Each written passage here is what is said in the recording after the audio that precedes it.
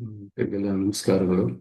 ಶ್ರೀನಿವಾಸೇತಿ ಶ್ರೇಷ್ಠತೆಯ ಪಾತ್ರಂ ಗುಣಾನ್ವಿತಃ ಕೌಶಿಕೋऽನಂತರಂಗಾರ್ಯಶ್ಚಿರಂ ವಿಜೇತಾಂ ಭುವಿ ನ್ಯಸ್ತಾತ್ಮೀಯಭರಂ ವರಪ್ರದಗುರೌ ವೈರಾಗ್ಯಭಾಗ್ಯೋ ರಥೋ ವೇದಾಂತಾಮೃತಸಾರವಂತಮನಘಾತ್ ಶ್ರೀಶ್ರೀನಿವಾಸಾತ್ ಗುರೋಃ ಶ್ರೀಶೈಲಾನ್ವಯಕೋತ್ಸವस्य ತನಯಂ ಶ್ರೇಯೋನಿಧೇ ಶ್ರೀನಿಧೇಃ ವಂದೇ ಸಾಧುಕಟಾಕ್ಷಕೇಳಿನಿಲಯಂ ಶ್ರೀಕೃಷ್ಣಸದ್ದೇಶಿಕಂ ಶ್ರೀವಾಸರಂಗಪರಕಾಲमुनित्रयाप्तलक्ष्मात्मरक्षणेति त्वयिगागमान्तम् आचार्यभक्तिपरिपूतमनर्घशीलं गोपालदेशिकमुनिं गुरुमाश्रयामः।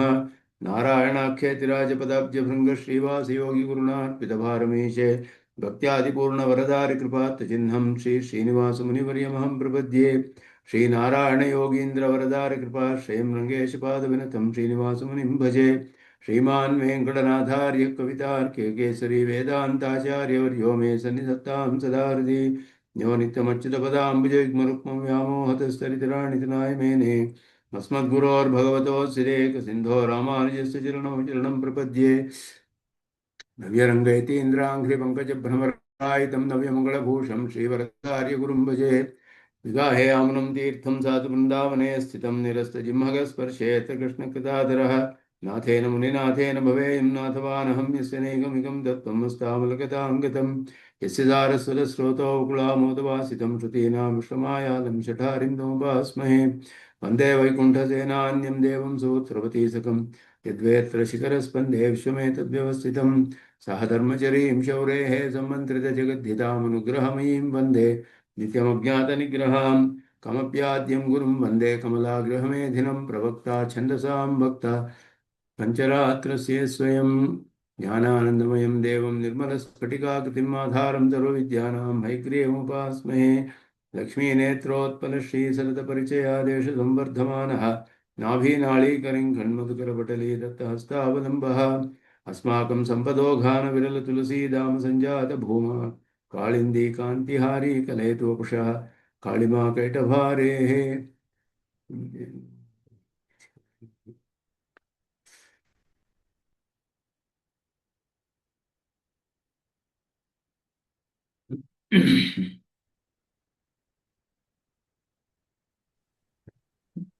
ನೂರ 76ನೇ ಶ್ಲೋಕ. ಇದು ಕನ್ನಡದಲ್ಲಿ ಇದರ ವ್ಯಾಖ್ಯಾನವನ್ನು ನೋಡಿದ್ವಿ. ಸಂಸ್ಕೃತದಲ್ಲಿ ಒಂದು ಸಂಗ್ರಹವಾಗಿ ನೋಡಿ. ಇದು ಹೆಚ್ಚು ವಿಷಯವೇನಿಲ್ಲ. ಬ್ರಹ್ಮೈವೋಪಾಧಿಭಿನ್ನ ಭೇದಾಭೇದವಾದ ಭಾಸ್ಕರರ ಭೇದಾಭೇದವಾದದ ನಿರಾಕರಣೆ ಇಲ್ಲಿ ಮಾಡ್ತಾ ಇರುವಂತಹದ್ದು.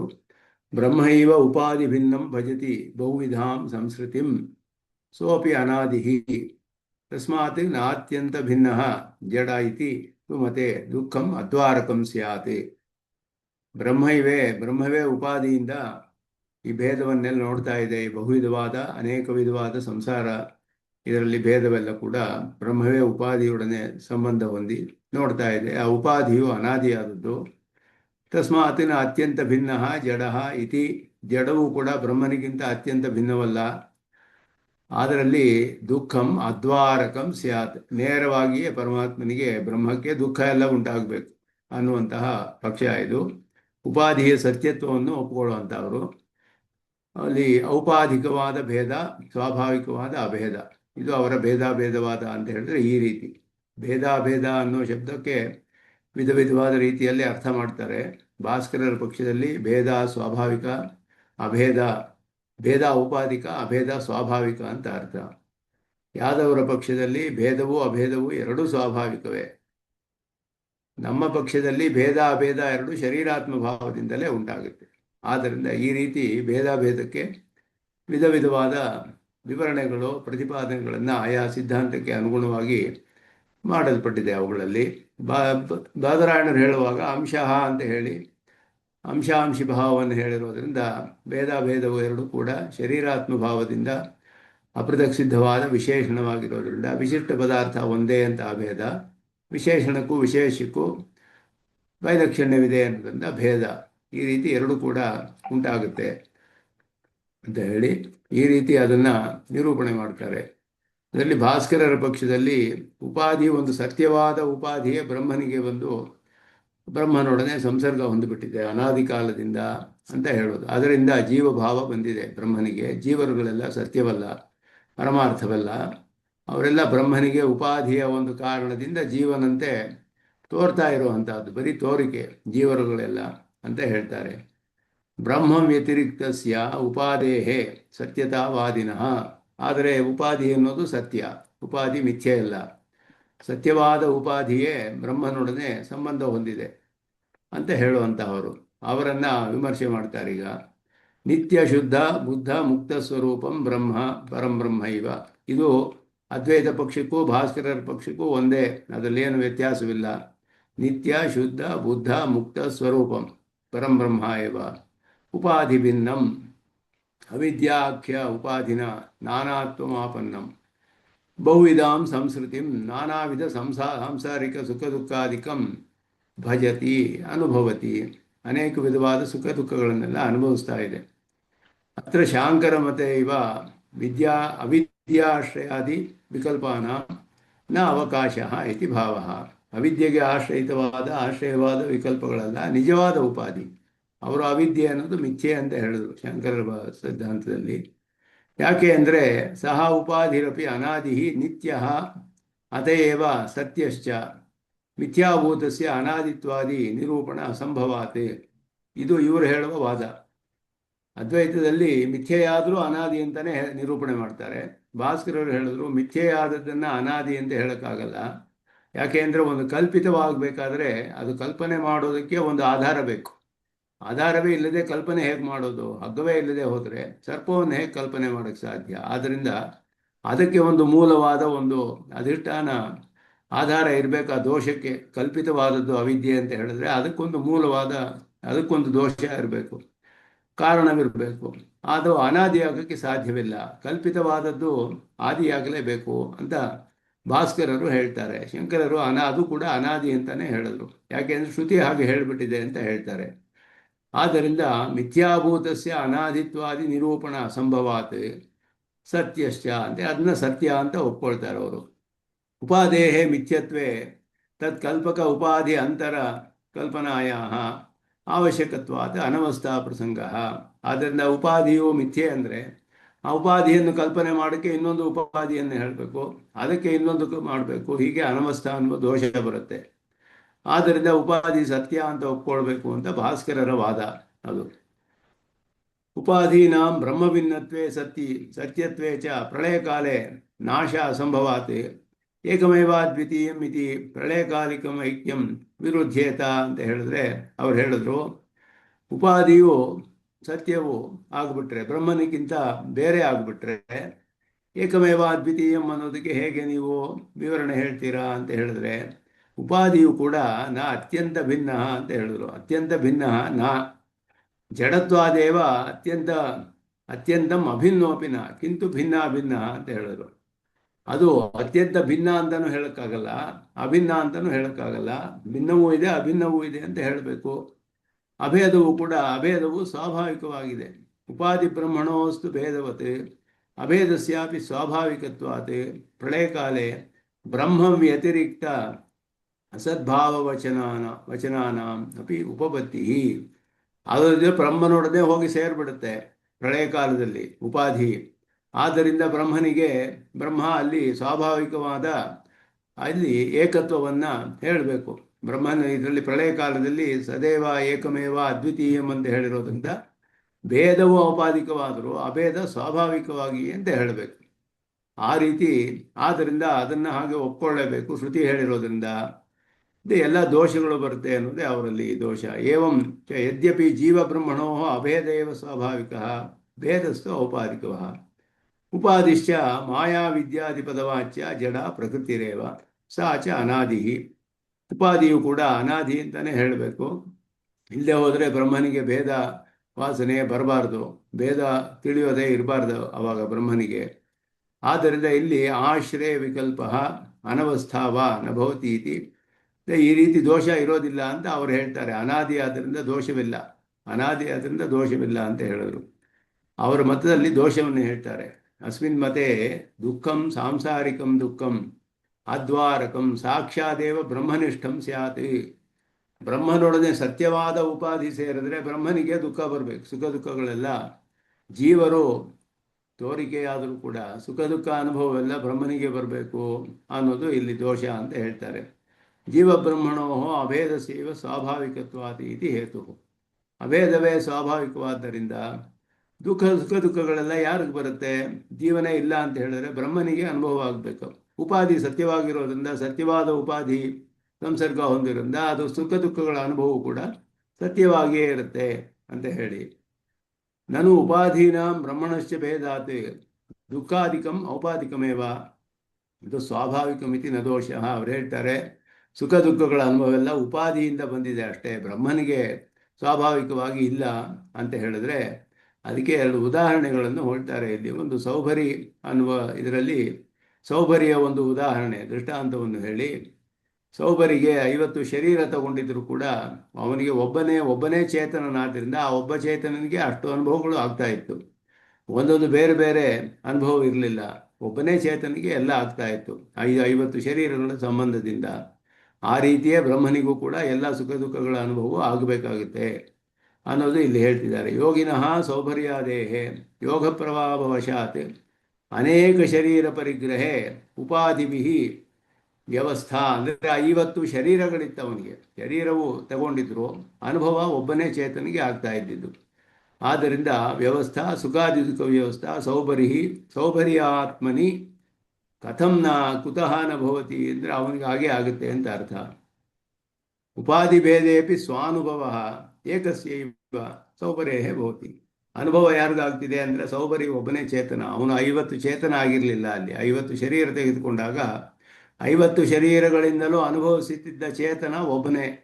ಆದ್ದರಿಂದ ಅಷ್ಟು ಅನುಭವಗಳು ಕೂಡ ಒಬ್ಬನಿಗೆ ಆಗ್ತಾ ಇತ್ತು, ಒಬ್ಬನೇ ಯೋಗಿ ಸೌಭರಿಗೆ ಆಗ್ತಾ ಇತ್ತು. ಹಾಗೆ ಬ್ರಹ್ಮನಿಗೆ ಈ ಉಪಾಧಿ ಕಾರಣದಿಂದ ಜೀವಭಾವ ಬಂದಿದ್ರು, ಸುಖ ದುಃಖಗಳೆಲ್ಲ ಒಬ್ಬನೇ ಆದ ಬ್ರಹ್ಮನಿಗೆ ಬರಲೇಬೇಕು, ನೇರವಾಗಿ ಬರುತ್ತೆ. ಯಾಕೆಂದ್ರೆ ಉಪಾಧಿಯು ಸತ್ಯವಾಗಿರೋದ್ರಿಂದ ಅಂತ ಹೇಳಿ, ಶರೀರ ಉಪಾಧಿ ಭೇದೇಪಿ ಸುಖಾಧಿಕಂ ತತ್ತತ್ ಶರೀರಾವಚ್ಛಿನ್ನಸ್ಯೇತಿ ವ್ಯವಸ್ಥಾ ನಾಸ್ತಿ ಕಿಲ.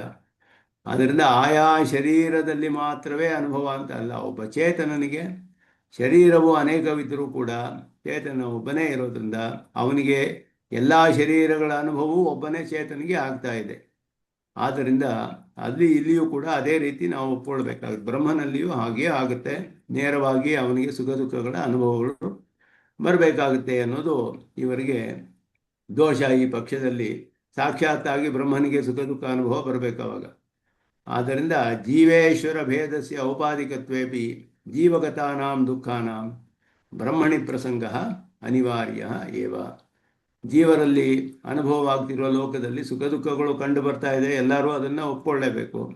ಎಲ್ಲ ಶರೀರಗಳು ಒಬ್ಬೊಬ್ಬರಿಗೆ ಒಂದೊಂದು ಸುಖ ದುಃಖ ಅನುಭವ ಆಗ್ತಿದೆ, ಅಲ್ಲೆಲ್ಲ ಜೀವರುಗಳು ಇಲ್ಲ. ಬ್ರಹ್ಮನಿಗೆ ಈ ದೇಹ ಸಂಬಂಧದಿಂದ ಜೀವಾತ್ ಭಾವ ಬಂದಿದೆ ಅಂದರೆ ಸುಖ ದುಃಖ ಅನುಭವ ಯಾರಿಗಾಗ್ತಾ ಇದೆ? ಬ್ರಹ್ಮನಿಗೆ ಆಗಬೇಕು. ಯಾಕೆಂದರೆ ನಿಜವಾಗಿಯೂ ಅಲ್ಲಿ ಜೀವ ಇಲ್ಲ ಅಂದರೆ, ಇರುವ ಬ್ರಹ್ಮನ ಒಬ್ಬನೇ ಆದರೆ ಅವನಿಗೆ ಸುಖ ದುಃಖಗಳ ಅನುಭವ ಆಗಬೇಕಾಗುತ್ತೆ ಅಂತ ಹೇಳಿ ಈ ರೀತಿ ಅವ್ರು ಹೇಳಿದ್ರು. ಸೌಭರೇ ಭೋಗಾರ್ಥಮೇವ ಯುಗಪದ ಅನೇಕ ಶರೀರ ಸ್ವೀಕಾರಾತ್ ತಾದೃಶೋಗ ಪ್ರಭಾವಶಾದೇವ ಸುಖ ದುಃಖಾದಿ ತಚ್ಚರೀರ ಅವಸ್ಯನ್ಯ ಆತ್ಮನಃ ತಾವತ್ ಶರೀರ ಪ್ರತಿಸಂಬಂಧಿನಃ ಅಂತ ಹೇಳಿ ಇಲ್ಲಿ ಹೇಳ್ತಾರೆ. ಸೌಭರಿ ತಾನು ಸುಖವನ್ನು ಅನುಭವಿಸಬೇಕು ಅಂತ ಹೇಳಿ ಭೋಗಕ್ಕೋಸ್ಕರ ಅನೇಕ ಶರೀರಗಳನ್ನು ತಗೊಂಡ, ಆದ್ದರಿಂದ ಆ ಸುಖವನ್ನು ಅನುಭವಿಸ್ತಾನು.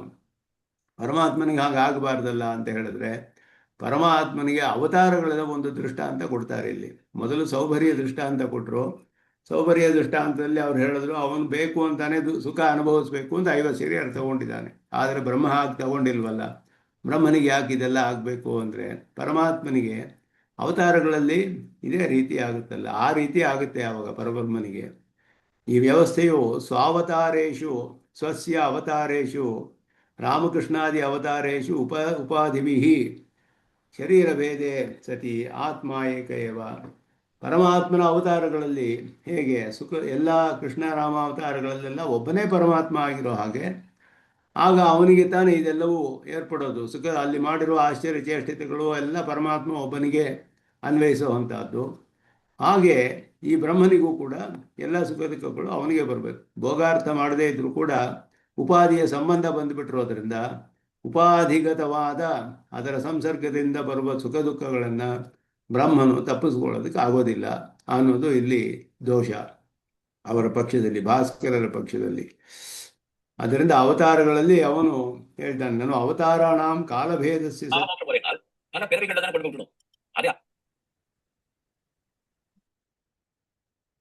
ಅವತಾರಸ್ಯ ಕಾಲಭೇದವಿದೆ ಅವತಾರಗಳಲ್ಲಿ. ಜನ್ಮಾಂತರ ವಿಸ್ಮರಣ ಮತ್ತೆ ಸ್ಯಾತೆ, ಕಾಲಭೇದ ಇರೋದ್ರಿಂದ ಆ ರೀತಿ ಆಗ್ಬೋದು ಅಂತ ಹೇಳಿದ್ರೆ, ಸರ್ವಜ್ಞನಾದವನು ಪರಮಾತ್ಮ, ಬ್ರಹ್ಮನು ಸರ್ವಜ್ಞನಾದರೆ ಅವನಿಗೆ ತನ್ನ ಒಂದು ಉಪಾಧಿಗೆ ತನ್ನ ಸಂಬಂಧ ಬಂದಿದೆ ಅಂತ ತಿಳಿದೇ ಇರುತ್ತೆ ಅವನಿಗೆ. ಜೀವಾನ ಕರ್ಮವಶ್ಯತ್ವಾತ್ ಜನ್ಮಾಂತರ ಅಸ್ಮರಣಂ ಘಟೇತ. ಜೀವರಿಗೆ ಆದರೂ ಬೇರೆ ಬೇರೆ ಜನ್ಮಗಳಲ್ಲಿ ಕರ್ಮವಶ್ಯದಿಂದ ನಮಗೆ ಹಿಂದಿನ ಜನ್ಮದ ಸ್ಮರಣೆ ಎಲ್ಲ ಇರೋದಿಲ್ಲ. ಪರಮಾತ್ಮನಿಗೆ ಹಾಗಿರೋದಿಲ್ಲ. ಪರಮಾತ್ಮ ಹೇಗೆ ಅಂತ ಹೇಳಿದ್ರೆ ನಿತ್ಯ ಸರ್ವಜ್ಞತ್ವಾತೆ, ವಿಸ್ಮರಣ ಅನ್ನೋ ಸಂಭವವೇ ಇಲ್ಲ. ಅವನಿಗೆ ಎಲ್ಲ ಅನುಭವಗಳಾಗಲೇಬೇಕು ಒಬ್ಬನೇ ಪರಮಾತ್ಮನಿಗೆ. ಆದ್ದರಿಂದ ಸರ್ವಜ್ಞನಾದವನು ಸಹಜ ನಿತ್ಯ ಸರ್ವಜ್ಞ ಪರಮಾತ್ಮ ಸ್ವ ಐಕ್ಯವೇದಿ. ತನಗೂ ಜೀವರಿಗೂ ಐಕ್ಯ ಅನ್ನೋದನ್ನು ತಿಳಿದಿದ್ದಾನು. ಜೀವ ನಿಜವಾಗಿಯೂ ಇಲ್ಲ, ಉಪಾಧಿಯಿಂದ ಆಗಿದೆ. ತಿಳಿದ್ನೋ ಇಲ್ವೋ ಅವನು ಪರಮಾತ್ಮ, ಯಾಕೆ ಅಂದರೆ ನಿತ್ಯ ಸರ್ವಜ್ಞನಾದವನು. ತಿಳಿದಿದ್ದಾನೆ ಅಂತ ಹೇಳಿದ್ರೆ ಆಗ ಅವನಿಗೆ ದುಃಖ ಅನುಭವ ಬರಲೇಬೇಕು. ಜೀವಾನಾಂ ಸಸ್ಯ ಚ ಐಕ್ಯಂ ಜಾನನ್ ಅನವಧಿಭಿ ಅಸಂಖ್ಯೈ ಜೀವ ದುಃಖೈ ಸ್ವಭಿನ್ನ ಜೀವಾತ್ಮಕದ ದುಃಖೈ ಕಥಂ ನ ದುಃಖೇತೆ. ಹೇಗೆ ಅವನಿಗೆ ದುಃಖ ಬರೋಕ್ಕೆ ತಪ್ಪಿಸೋಕೆ ಆಗೋದಿಲ್ಲ ಆವಾಗ. ಆದ್ದರಿಂದ ಔಪಾಧಿಕ ಜೀವ ಬ್ರಹ್ಮಭೇದವಾದೇಪಿ ನ ಸಾಧೀಯಾನೆ. ಆದ್ದರಿಂದ ಅಭೇದವತ್ ಭೇದಸ್ಯಾಪಿ ಸ್ವಾಭಾವಿಕ ಅಂಗೀಕಾರೇ ನಿರ್ವಾಹ ಸುಲಭ ಅಂತ ಹೇಳಿದ್ರೆ, ಭಾಸ್ಕರ ಮತೆ ತಥಾ ಅನಂಗೀಕಾರತೆ ಯಾದವ ಪ್ರಕಾಶರೇವ ತಥಾ ಅಂಗೀಕಾರ. ಸ್ವಾಭಾವಿಕವೇ ಭೇದ ಅಂತ ಹೇಳಿದ್ರೆ ಯಾದವ ಪ್ರಕಾಶರ ಮತವಾಗುತ್ತೆ. ಆದ್ದರಿಂದ ಇಲ್ಲಿ ನಿಮಗೆ ಹೇಳೋದು, ಜೀವಬ್ರಹ್ಮರಿಗೆ ಭೇದವು ಸ್ವಾಭಾವಿಕ ಅಂತಲೇ ಹೇಳಬೇಕು. ಆದ್ದರಿಂದ ಅವರು ಪರಿಣಾಮವನ್ನೇ ಹೇಳಿದ್ರು. ಅವರು ಅದನ್ನೇ ಇಲ್ಲಿ ಸ್ಪಷ್ಟವಾಗಿ ಹೇಳ್ತಾ ಇದ್ದಾರೆ. ಅದಕ್ಕೆ ಮೇಲೆ ಸ್ವಲ್ಪ ವಿಚಾರ ಮಾಡ್ತಾರೆ ಇಲ್ಲಿ ಅಧಿಕವಾಗಿ ಆಚಾರ್ಯರಲ್ಲಿ. ಜಗತ್ತಿನಲ್ಲಿ ಅಹಮ್ಮಿತಿ ಅಭಿಮಾನಸ್ಯ ಪ್ರತಿ ಶರೀರಂ ಭಿನ್ನತ್ವಾತ್. ಒಂದೊಂದು ಶರೀರದಲ್ಲೂ ಅವರವರಿಗೆ ಅಹಂ ಅನ್ನೋ ಅನುಭವ ಆಗ್ತಾ ಇದೆ. ನಾನು ಅನ್ನೋ ಅನುಭವ ಬೇರೆ ಬೇರೆ ಆಗ್ತಾ ಇದೆ. ಆದ್ದರಿಂದ ಅದು ಹೇಗೆ ಈ ಭೇದ ಅಂತ ಹೇಳಿದ್ರೆ, ಅಹಂಕಾರ ರೂಪ ಉಪಾಧಿ ಭೇದಾತ್ ಭೇದ ವ್ಯವಹಾರ. ಅಹಂಕಾರ ಅನ್ನೋದು ಒಂದು ಉಪಾಧಿ ಅಂತ ಹೇಳಿದ್ರೆ ಒಳಗಡೆ ಒಂದು ಅಂತಃಕರಣ ಅಂತಿದೆ. ಅದರಿಂದ ಉಪಾಧಿಯಿಂದ ಭೇದದ ವ್ಯವಹಾರವು ನಡೀತಾ ಇದೆ. ಈ ರೀತಿಯಾದ ಉಪಾಧಿ ಯದಾಚ ಏತಾದೃಶ ಉಪಾಧಿ ಲಯ. ಇದು ಲಯವಾದರೆ ಏನಾಗುತ್ತೆ? ಉಪಾಧಿ ಎಲ್ಲ ಅಹಮೇವ ಇದಂ ಸರ್ವಂ ಅಹಂ ಬ್ರಹ್ಮಾಸ್ಮಿ ಇತ್ಯಾದಿ ಅನುಭವ ಸಂಗಚ್ಛತೆ. ಅವ್ರು ಹೇಳ್ತಾರೆ ಈ ರೀತಿ ಉಪಾಧಿ ಶರೀರಗಳು ಇರೋದ್ರಿಂದ ಒಂದೊಂದು ಶರೀರದಲ್ಲೂ ಒಬ್ಬೊಬ್ಬನಿಗೆ ಅಹಂ ಅಂತ ಅನುಭವ ಆಗ್ತಾ ಇದೆ. ಈ ಶರೀರಗಳೆಲ್ಲ ಹೋಗ್ಬಿಟ್ರೆ ಅಂತ ಇಟ್ಕೊಳ್ಳಿ, ಆವಾಗ ಏನಾಗುತ್ತೆ ಅಂದರೆ ಅಹಂ ಬ್ರಹ್ಮಾಸ್ಮಿ ಅಂತ ಅನುಭವ ಆಗುತ್ತೆ ಅವನಿಗೆ. ಅಹಮೇ ವೇದಂ ಸರ್ವಂ ಅಂತ ಅನುಭವ ಆಗುತ್ತೋ ಇಲ್ವೋ? ಆಗ ಬೇರೆ ದರ್ಶನ ವೇಲಾಯಾಂ ತಸ್ಯ ಅಜ್ಞಾನಂ ವಾ ಭ್ರಾಂತಿರ್ವಾ ವಾಚ್ಯಂ. ಅದಕ್ಕೆ ನಾವು ಉತ್ತರ ಕೊಡ್ತೀವಿ. ಆಗ ಇಲ್ಲಿ ಅಹಂ ಅಂತ ಆಗ್ತಾ ಇರೋದು ಅನುಭವ ಇಲ್ಲ ಅಜ್ಞಾನದಿಂದ ಆಗಬೇಕು, ಭ್ರಾಂತಿಯಿಂದ ಆಗಬೇಕು. ಎರಡು ಕಾರಣದಿಂದ ಆಗಬೇಕು. ಈ ಎರಡು ಕಾರಣವೂ ಇಲ್ಲದೆ ಹೋದರೆ ಅಹಂ ಅನ್ನೋ ಅನುಭವ ಆಗಬಾರ್ದು. ಯಾಕೆ ಅಂದರೆ ಅಹಂ ಅನ್ನೋನು ಇಲ್ಲ ಅಲ್ಲಿ, ಬ್ರಹ್ಮವೇ ಇರೋದು ಅಂತ ಹೇಳಿದ್ರೆ ನೀವು ಅಹಂ ಅನ್ನೋ ಅನುಭವಕ್ಕೆ ಏನು ಕಾರಣ ಅಂತ ಹೇಳಿದ್ರೆ ಅಜ್ಞಾನವಿರಬೇಕು, ಇಲ್ಲ ಭ್ರಾಂತಿ ಇರಬೇಕು. ಎರಡೂ ಸಾಧ್ಯವಿಲ್ಲ ನಿಮ್ಮ ಸಿದ್ಧಾಂತದಲ್ಲಿ ಅಂತ ಹೇಳ್ತೀನಿ ಭಾಸ್ಕರರಿಗೆ. ಯಾಕೆ ಅಂದರೆ ಬ್ರಹ್ಮ ನಿತ್ಯ ಸರ್ವಜ್ಞಂ ಅಂತ ಒಪ್ಕೊಂಡಿದ್ದಾರೆ. ಇದು ಶ್ರುತಿ ಸ್ಪಷ್ಟವಾಗಿ ಹೇಳಿದೆ, ಸರ್ವಜ್ಞವಾನದು ಬ್ರಹ್ಮ ಅಂತ. ಅಜ್ಞಾನ ಇರೋಕ್ಕೆ ಸಾಧ್ಯವಿಲ್ಲ ಬ್ರಹ್ಮನಿಗೆ. ಅತಃ ತಸ್ಯ ಸಾಕ್ಷಾತ್ ದೋಷಾಶ್ರಯತ್ವೇ ನಿರವದ್ಯಂ ನಿರಂಜನಂ ಇತ್ಯಾದಿ ಶ್ರುತಿ ವಿರೋಧ. ಭ್ರಾಂತಿ ಅಂತ ಹೇಳಿದ್ರೆ, ಅಜ್ಞಾನ ಅಂತ ಹೇಳಿದ್ರೆ ಈ ಶ್ರುತಿಗಳಿಗೆಲ್ಲ ವಿರೋಧ ಬರುತ್ತೆ. ನಿತ್ಯ ಸರ್ವಜ್ಞನಾದವನು ಬ್ರಹ್ಮ, ನಿರವದ್ಯಂ ನಿರಂಜನಂ ಇತ್ಯಾದಿ ಶ್ರುತಿಗಳಿಗೆ ದೋಷ ಬರುತ್ತೆ. ಕುತ್ರಚಿತ್ ಐಕಾತ್ಮ್ಯೋಪದೇಶೋಪಿ ಸರ್ವವ್ಯವಹಾರ ಅತೀತ ತತ್ವದೃಷ್ಟ್ಯಾ ನತು ವ್ಯಕ್ತಿ ದೃಷ್ಟ್ಯ. ಐಕಾತ್ಮ್ಯ ಉಪದೇಶ ಮಾಡಿರೋದು ಬೇರೆ ಒಂದು ದೃಷ್ಟಿಯಿಂದ, ಒಂದು ವ್ಯಕ್ತಿಯ ದೃಷ್ಟಿಯಿಂದ ಇಲ್ಲ. ಎಲ್ಲರೂ ಅಲ್ಲಿ ಒಬ್ಬೊಬ್ಬರಲ್ಲಿಯೂ ಇಲ್ಲವೇ ಇಲ್ಲ ಅಂತ ದೃಷ್ಟಿಯಿಂದ ಅಲ್ಲ. ಆದ್ದರಿಂದ ಯಾವದ್ ವಿಚಾರ ಬುದ್ಧಿಭೇದಶ್ಚ ತಾವತ್ ಐಕಾತ್ಮ್ಯವಾದ ನ ಕರ್ತವ್ಯ ಏವ. ಐಕಾತ್ಮ್ಯವಾದ ಅನ್ನೋದು ಹೇಳೋಕ್ಕಾಗೋದಿಲ್ಲ. ಯಾರು ಕೂಡ ಜೀವನಿಗೆ ಬ್ರಹ್ಮನಿಗೂ ಐಕ್ಯ ಅನ್ನೋದು ಎಲ್ಲಿಯೂ ಕೂಡ ಒಪ್ಕೊಳ್ಳೋಕ್ಕಾಗೋದಿಲ್ಲ ಅಂತ ಹೇಳ್ತಿದ್ದಾರೆ. ಅಂತಃಕರಣ ಭೇದ ಸಿದ್ಧವು ಜೀವಭೇದ ಸಿದ್ಧಿ. ಜೀವಭೇದ ಸಿದ್ಧೆ ಅಂತಃಕರಣ ಭೇದ ಇದು ಅನ್ಯೋನ್ಯಾಶ್ರಯ ದೋಷವೂ ಬರುತ್ತೆ. ಅಂತಃಕರಣದಲ್ಲಿ ಭೇದ ಇದೆ ಅಂತ ಹೇಗೆ ಹೇಳ್ತೀರಾ ನೀವು? ಪ್ರಕೃತಿ ಒಂದೇ ಅಂತ ಒಪ್ಕೊಂಡ್ರೆ ಅಂತಃಕರಣಗಳು ಬೇರೆ ಬೇರೆ ಇದೆ. ಅಂತಃಕರಣ ಭೇದದಿಂದ ಜೀವಭೇದ, ಜೀವಭೇದದಿಂದ ಅಂತಃಕರಣ ಭೇದ ಹೇಳ್ತೀರಾ? ಯಾವುದು ಮೊದಲು ಬಂತು, ಯಾವುದು ಆಮೇಲೆ ಬಂದಿದೆ? ಇದನ್ನು ಹೇಳಿದ್ರೆ ಅದು ಕೂಡ ಹೇಳೋದಕ್ಕೆ ಸಾಧ್ಯವಾಗಿಲ್ಲ. ಅನ್ಯೋನ್ಯಾಶ್ರಯ ದೋಷ ಅನ್ನೋದು ಬರುತ್ತೆ. ಸಂಸಾರಸ್ಯ ಅನಾದಿತ್ವಾತ್ ನಾಯಂ ದೋಷ. ಸಂಸಾರವು ಅನಾದಿ, ಅದರಿಂದ ಹೀಗೆ ನಡ್ಕೊಂಡು ಹೋಗ್ತಿದೆ. ಇದಕ್ಕೆ ಆದಿ ಯಾವುದು ಮೊದಲು ಕಡೆಯಲ್ಲಿ ಅಂತ ಹೇಳೋಕ್ಕಾಗೋದಿಲ್ಲ, ಆಮೇಲೆ ನಂತರ ಬಂದಿದ್ದು ಯಾವುದು ಅಂತ ಹೇಳೋಕ್ಕಾಗೋದಿಲ್ಲ. ಎಲ್ಲ ಅದರಿಂದ ಅನಾದಿ ಅಂದ್ಬಿಟ್ರೆ ಸಾಕು, ಆದಿಯೇ ಇಲ್ಲ ಅಂತ ಹೇಳಿದ್ರೆ ಇದಕ್ಕೆಲ್ಲ ಪರಿಹಾರ ಅಂತ ಹೇಳಿದ್ರೆ ನೀವು ವಿವರ್ತವಾದದಂತೆ ಒಪ್ಕೊಳ್ಬೇಕಾಗುತ್ತೆ ಅವಾಗ ಅಂತ ಹೇಳ್ತಿದ್ದಾರೆ ಇಲ್ಲಿ. ಏನಂದರೆ 6 ಜೀವ, ಈಶಃ, ವಿಶುದ್ಧಾಚಿತ್, ಜೀವೇಶ್ವರಯೋ ಭಿದ, ಅವಿದ್ಯಾ, ತಚ್ಚಿತೋ ಯೋಗ, ಷಟ್ ಅಸ್ಮಾಕಂ ಅನಾದಯ ಇತ್ಯುಕ್ತ ವಿವರ್ತ ಪಕ್ಷ ಏವ ಅಂಗೀಕ್ರಿಯತಾಂ. ಅದ್ವೈತ ಪಕ್ಷದಲ್ಲಿ ವಿವರ್ತವಾದ ಆಗುವುದು. ವಿವರ್ತವಾದದಲ್ಲಿ 6 ಅನಾದಿಗಳನ್ನು ಒಪ್ಕೊಂಡಿದ್ದಾರೆ. 6 ಅನಾದಿಗಳು. ಅದರಲ್ಲಿ ಮುಖ್ಯವಾದದ್ದು ವಿಶುದ್ಧಾಚಿತ್ ಅಂತ ಹೇಳೋದು. ಚಿನ್ ಮಾತ್ರ ಬ್ರಹ್ಮ, ಇದು ವಿಶುದ್ಧಾಚಿತ್ ಅಂತ ಹೇಳೋದು. ಆ ವಿಶುದ್ಧವಾದ ಚಿತ್ ಜೀವನಿಗೆ, ಆ ಬ್ರಹ್ಮನಿಗೆ ಅವಿದ್ಯೆ ಸಂಬಂಧ ಬಂದು ಜೀವಭಾವ ಈಶ್ವರ ಭಾವ ಅದು ಬಂದು ಜೀವನಿಗೂ ಈಶ್ವರಿಗೂ ಇರುವ ಭೇದವೇನು, ಚಿತ್ತಿಗೂ ಇದು ಸಂಬಂಧ, ಅವಿದ್ಯೆಯೊಡನೆ ಸಂಬಂಧ ಹೋಗಿ ಬ್ರಹ್ಮನೊಡನೆ ಸಂಬಂಧ ಉಂಟಾಗುತ್ತೆ. ಅವಿದ್ಯಕ್ಕೂ ಬ್ರಹ್ಮಕ್ಕೂ ಇರುವ ಸಂಬಂಧ. ಇವಾಗ ವಿಶುದ್ಧ ಚಿತ್ ಅನ್ನೋದು ಶುದ್ಧ ಬ್ರಹ್ಮ, ಅದು ನಿತ್ಯವಾಗಿರುವ ಪದಾರ್ಥ. ಅವಿದ್ಯೆ ಯಾವಾಗ ಉಂಟಾಯಿತು ಅಂದರೆ ಅನಾದಿಯಿಂದ ಅವಿದ್ಯಾ ಅನ್ನೋ ದೋಷ ಇದೆ. ಈ ಅವಿದ್ಯಾ ಅನ್ನೋ ದೋಷ ತಚ್ಚಿತೋ ಯೋಗ. ಅವಿದ್ಯೆಗೂ ಚಿತ್ ಸ್ವರೂಪವಾದ ಚಿನ್ಮಾತ್ರವಾದ ಬ್ರಹ್ಮನೊಡನೆ ಸಂಬಂಧ ಬಂದಿರೋದು ಯಾವಾಗ ಬಂತು? ಅನಾದಿಯಿಂದ ಬಂದಿದೆ ಅಂತ ಹೇಳೋದು. ಈ ಸಂಬಂಧದಿಂದ ಈಶ್ವರ ಭಾವ ಬರುತ್ತೆ ಅವನಿಗೆ. ಈಶ್ವರ ಭಾವದಿಂದ ಸೃಷ್ಟಿ ಆಗ್ತಾ ಇದೆ. ಯಾವಾಗಿಂದ ಆಗ್ತಿದೆ? ಅನಾದಿ ಕಾಲದಿಂದ ಆಗ್ತಿದೆ. ಈಶ್ವರ ಭಾವ ಬಂದು ಆಮೇಲೆ ಜೀವಭಾವ ಬರುತ್ತೆ ಸೃಷ್ಟಿಯಾದರೆ. ಈ ಜೀವಭಾವವು ಕೂಡ ಮಿಥ್ಯೆ, ಈಶ್ವರ ಭಾವವು ಮಿಥ್ಯೆ. ಜೀವನಿಗೂ ಈಶ್ವರನಿಗೂ ಇರುವ ಭೇದವು ಮಿಥ್ಯೆ, ಅವಿದ್ಯೆಯೂ ಮಿಥ್ಯೆ. ಆ ಚಿತ್ತಿಗೂ ಯೋಗಕ್ಕೂ ಅವಿದ್ಯೆಗೂ ಬಂದಿರೋದು ಮಿಥ್ಯೆ. ವಿಶುದ್ಧ ಚಿತ್ತು ಒಂದು ಮಾತ್ರ ಸತ್ಯ. ಆದರೆ 6 ಪದಾರ್ಥಗಳು ಎಲ್ಲ ಅನಾದಿಯಿಂದ ಇದೆ ಅಂತ ಹೇಳಿ ವಿವರ್ತವಾದದಲ್ಲಿ ಪರಿಹಾರ ಮಾಡ್ತಾರೆ. ಈ ರೀತಿ ಹೇಳಿ ಅನಾದಿ ಅಂತ ಹೇಳಿ ಪರಿಹಾರ ಮಾಡ್ತಾರೆ. ಈ 6 ವಿಷಯಗಳನ್ನು ಒಪ್ಕೊಳ್ತಾರೆ. ಷಟ್ ಅಸ್ಮಾಕಂ ಅನಾದಯ, 6 ಅನಾದಿಗಳು ಅಂತ ವಿವರ್ತ ಪಕ್ಷದಲ್ಲಿ ಹೇಳಿದ್ರಲ್ಲ, ನೀವು ಹಾಗೂ ಒಪ್ಕೊಳ್ಳಿ ಅಂತ ಇಲ್ಲಿ ಹೇಳ್ತಿದ್ದಾರೆ. ಭಾಸ್ಕರರಿಗೆ ನೀವು ಹಾಗೆ ಒಪ್ಕೊಂಡ್ರೆ ಉಪಾಧಿ ಸತ್ಯ ಅಂತ ಒಪ್ಕೊಳ್ಳೋದು ಇನ್ನೂ ಕಷ್ಟ, ನಿಮಗೆ ನಿರೂಪಣೆ ಮಾಡೋಕ್ಕಾಗೋದಿಲ್ಲ. ಒಪ್ಕೊಂಡವರು ಅದ್ವೈತನ? ಹೌದು, ವಿವರ್ತವಾದಿಗಳು. ಹೌದು, ವಿವರ್ತ ಆಗ್ಬಿಟ್ಟು 6 ಉಪಾಧಿ ಅಂದ್ರಲ್ಲ, ಅದು ಕೇಳಿಸ್ಕೊಳ್ಳಿಲ್ಲ, ಅದಕ್ಕೋಸ್ಕರ ಕೇಳಿದೆ. 6 ಉಪಾಧಿ ಅಲ್ಲ, 6 ಅನಾದಿಗಳು. 6 ಅನಾದಿಗಳು. ಅನಾದಯ 6 ಅನಾದಿಗಳು ವಿವರ್ತ ಪಕ್ಷದಲ್ಲಿ ಒಪ್ಕೊಂಡಿದ್ದಾರೆ. ಈ ರೀತಿ ನೀವು ಒಪ್ಕೊಳ್ಳಿ, ಆವಾಗ ನೀವು ಸ್ವಲ್ಪ ತಪ್ಪಿಸ್ಕೊಳ್ಬಹುದು. ಇಲ್ಲದೆ ಹೋದರೆ ಈ ರೀತಿ ಉಪಾಧಿ ಸತ್ಯ ಅಂತ ಒಪ್ಕೊಂಡ್ರೆ ಬ್ರಹ್ಮನಿಗೆ ನಿಜವಾಗ್ಲೂ ದೋಷ ಬಂದುಬಿಡುತ್ತೆ. ಆದ್ದರಿಂದ ಬ್ರಹ್ಮನಿಗೆ ದೋಷ ಬರೋದು ಯಾರಿಗೂ ಇಷ್ಟವಿಲ್ಲ. ಆದ್ದರಿಂದ ಕಹ ಲಾಭ ಉಪಾಧಿ ಸತ್ಯತಾ ಅಂಗೀಕಾರೇಣ. ಉಪಾಧಿ ಸತ್ಯ ಅಂತ ಒಪ್ಕೊಂಡು ಏನು ಲಾಭ ನಿಮಗೆ? ಆದ್ದರಿಂದ ಎಲ್ಲ ಪಕ್ಷಕ್ಕೂ ಇದು 2 ಪಕ್ಷಕ್ಕೂ ಸಮಾನವಾದ್ದರಿಂದ ಔಪಾಧಿಕ ಜೀವವಾದೋಪಿ ನ ಸಾಧೀಯಾನೆ ಅಂತ ಇಲ್ಲಿ ಹೇಳ್ತಿದ್ದಾರೆ. ಔಪಾಧಿಕ ಜೀವವಾದವನ್ನು ಮತ್ತೆ ಮುಂದಿನ ಶ್ಲೋಕದಲ್ಲೂ ಅದನ್ನೇ ವಿಚಾರ ಮಾಡ್ತಾರೆ. ಇದು ಕನ್ನಡ ಇದರಲ್ಲಿ ಹೋದ್ಸತಿ ನೋಡಿದ್ವಿ ಈ ಶ್ಲೋಕವನ್ನು. ಇದೆಲ್ಲ ಸ್ವಲ್ಪ ಸಂಗ್ರಹವಾಗಿಯೇ ಮಾಡ್ತಾ ಇದ್ದಾರೆ. ಇಲ್ಲಿ ಜಾಸ್ತಿ ಅಷ್ಟು ವಿವರಣೆಗಳಿಲ್ಲ. ಇದರಲ್ಲಿ ಶ್ರೀಭಾಷ್ಯದಲ್ಲಿ ಇದನ್ನೆಲ್ಲ ವಿಸ್ತಾರವಾಗಿ ಅನೇಕ ಕಡೆ ಬಂದಿದೆ. ವೇದಾರ್ಥ ಸಂಗ್ರಹದಲ್ಲಿ ಕೂಡ ನೋಡಿದ್ವಿ. ಭೇದವನ್ನೇ ಮತ್ತೆ ಇಲ್ಲಿ ಉಪಹಿತ ಬ್ರಹ್ಮ ಜೀವಾತ್ಮವಾಗಲ್ಲ ಅಂತ. ಉಪಹಿತ ಅಂತ ಹೇಳಿದ್ರೆ ಅದರಿಂದ ಮುಚ್ಚಲ್ಪಟ್ಟದ್ದು, ಉಪಾಧಿಯಿಂದ ಹಿಡಿಯಲ್ಪಟ್ಟದ್ದು ಬ್ರಹ್ಮ ಜೀವಾತ್ಮನಾಗ್ತಾನೆ ಅಂತ ಹೇಳಿದ್ರೆ ಸಾಧ್ಯವಿಲ್ಲ ಅದು ಅಂತ ಹೇಳ್ತಿದ್ದಾರೆ. ಇದು ಬಹಳ ಒಂದು ಸ್ವಲ್ಪ ಟೆಕ್ನಿಕಲ್, ಇದು ಸ್ವಲ್ಪ ಶಾಸ್ತ್ರೀಯವಾದ ರೀತಿಯಲ್ಲಿ ಹೇಳ್ತಾರೆ. ಬ್ರಹ್ಮನಿಗೆ ಉಪಾಧಿ ಹಿಡಿದುಕೊಂಡು ಬಿಟ್ಟು ಸಂಸರ್ಗ ಬಂದು ಜೀವಭಾವ ಬಂದಿದೆ ಅನ್ನೋ ಪಕ್ಷವನ್ನು ಇಲ್ಲಿ ವಿಚಾರ ಮಾಡ್ತಾರೆ. ಸಂಸ್ಕೃತ ವ್ಯಾಖ್ಯಾನದಲ್ಲಿ ಸ್ವಲ್ಪ ಇನ್ನೂ ವಿಸ್ತಾರವಾಗಿದೆ. ಇದರಲ್ಲಿ ಬಂಧಃ ಇದು ಭಾಷ್ಯದಲ್ಲಿ, ಶ್ರೀಭಾಷ್ಯದಲ್ಲಿ ಭಾಷ್ಯಕಾರರೇ ಮಾಡಿರುವಂಥ ವಾದಗಳಿದೆಲ್ಲ. ಬಂಧಃ ಬ್ರಹ್ಮಣಿ ಅಶೇಷೆ ಪ್ರಸಜತಿ.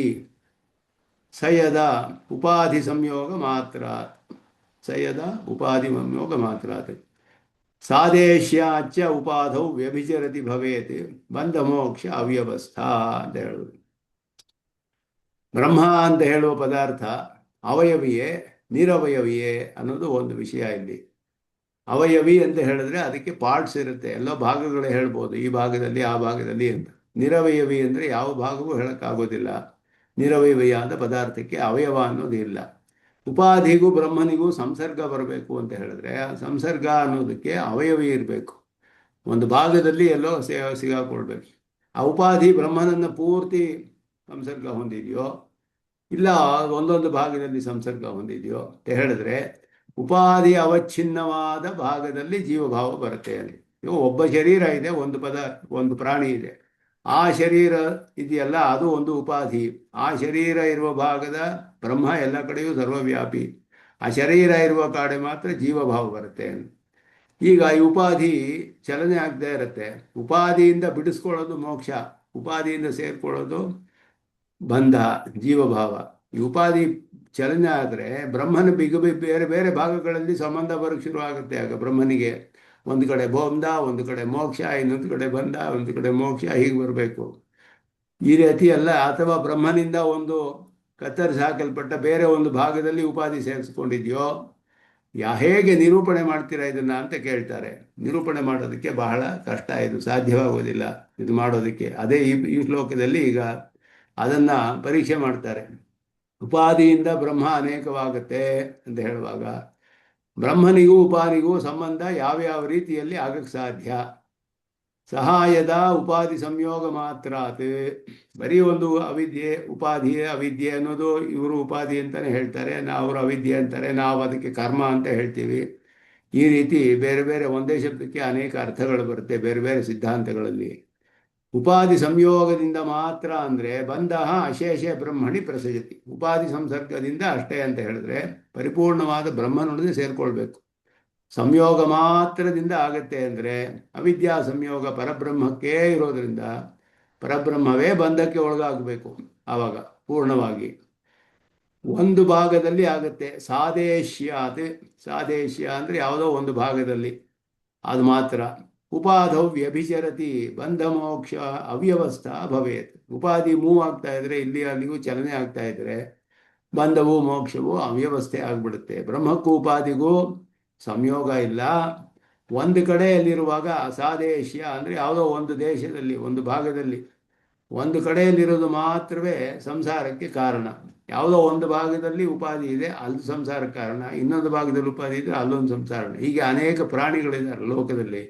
ಇವೆಲ್ಲ ಬ್ರಹ್ಮನ ಒಂದೊಂದು ಭಾಗದೊಡನೆ ಉಪಾಧಿ ಸಂಸರ್ಗ ಬಂದು ಜೀವಭಾವ ಬಂದಿದೆ ಅಂತ ಹೇಳಬೇಕು.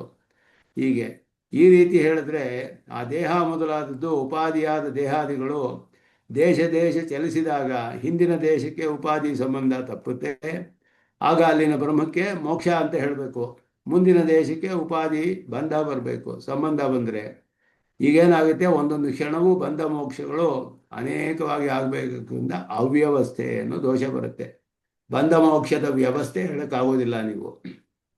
ಅಚ್ಛೇದ್ಯೆ ಛೇದನಾದಿ ವಿಹತಃ ಉಪದಿಭಿ ನ ಸ್ವತಃ ಅಶಸ್ತವಾಸ್ಮಿನ್ ಸ್ವತೋ ಅಂಶಃ ತವಾಸ್ಮಿನ್ ಸ್ವತಃ ನ ಅಂಶಃ ತವಾ ಅಸ್ಮಿನ್ ನೋಪಾದಿ ಜೀವತಾಮಪಿ ಅನುಭವಿತುಮಲಂ ಬ್ರಹ್ಮರೂಪೋಪಿ ಅಚಿತ್ವಾತ್ ಅಂತ ಹೇಳಿದ್ರು.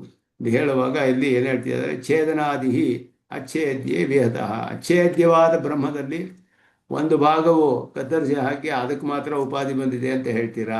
ಇದೆಲ್ಲ ಬೇರೆ ಬೇರೆ ವಿಕಲ್ಪಗಳು. ಹೇಗೆ ಸಂಸರ್ಗ ಹೇಳ್ತೀರಾ ಉಪಾಧಿಗೂ ಬ್ರಹ್ಮನಿಗೂ ಅಂತ ಇಲ್ಲಿ ಪ್ರಶ್ನೆ. ಉಪಾಧಿಭಿ ಛೇದನಾದಿ ಅಚ್ಛೇದ್ಯೆ ವಿಹತಃ. ಅಚ್ಛೇದ್ಯವಾದ ಬ್ರಹ್ಮನಲ್ಲಿ ಛೇದನ ಮೊದಲಾದವುಗಳು ವಿರುದ್ಧ, ಅದು ಹೇಳಕ್ಕಾಗೋದಿಲ್ಲ.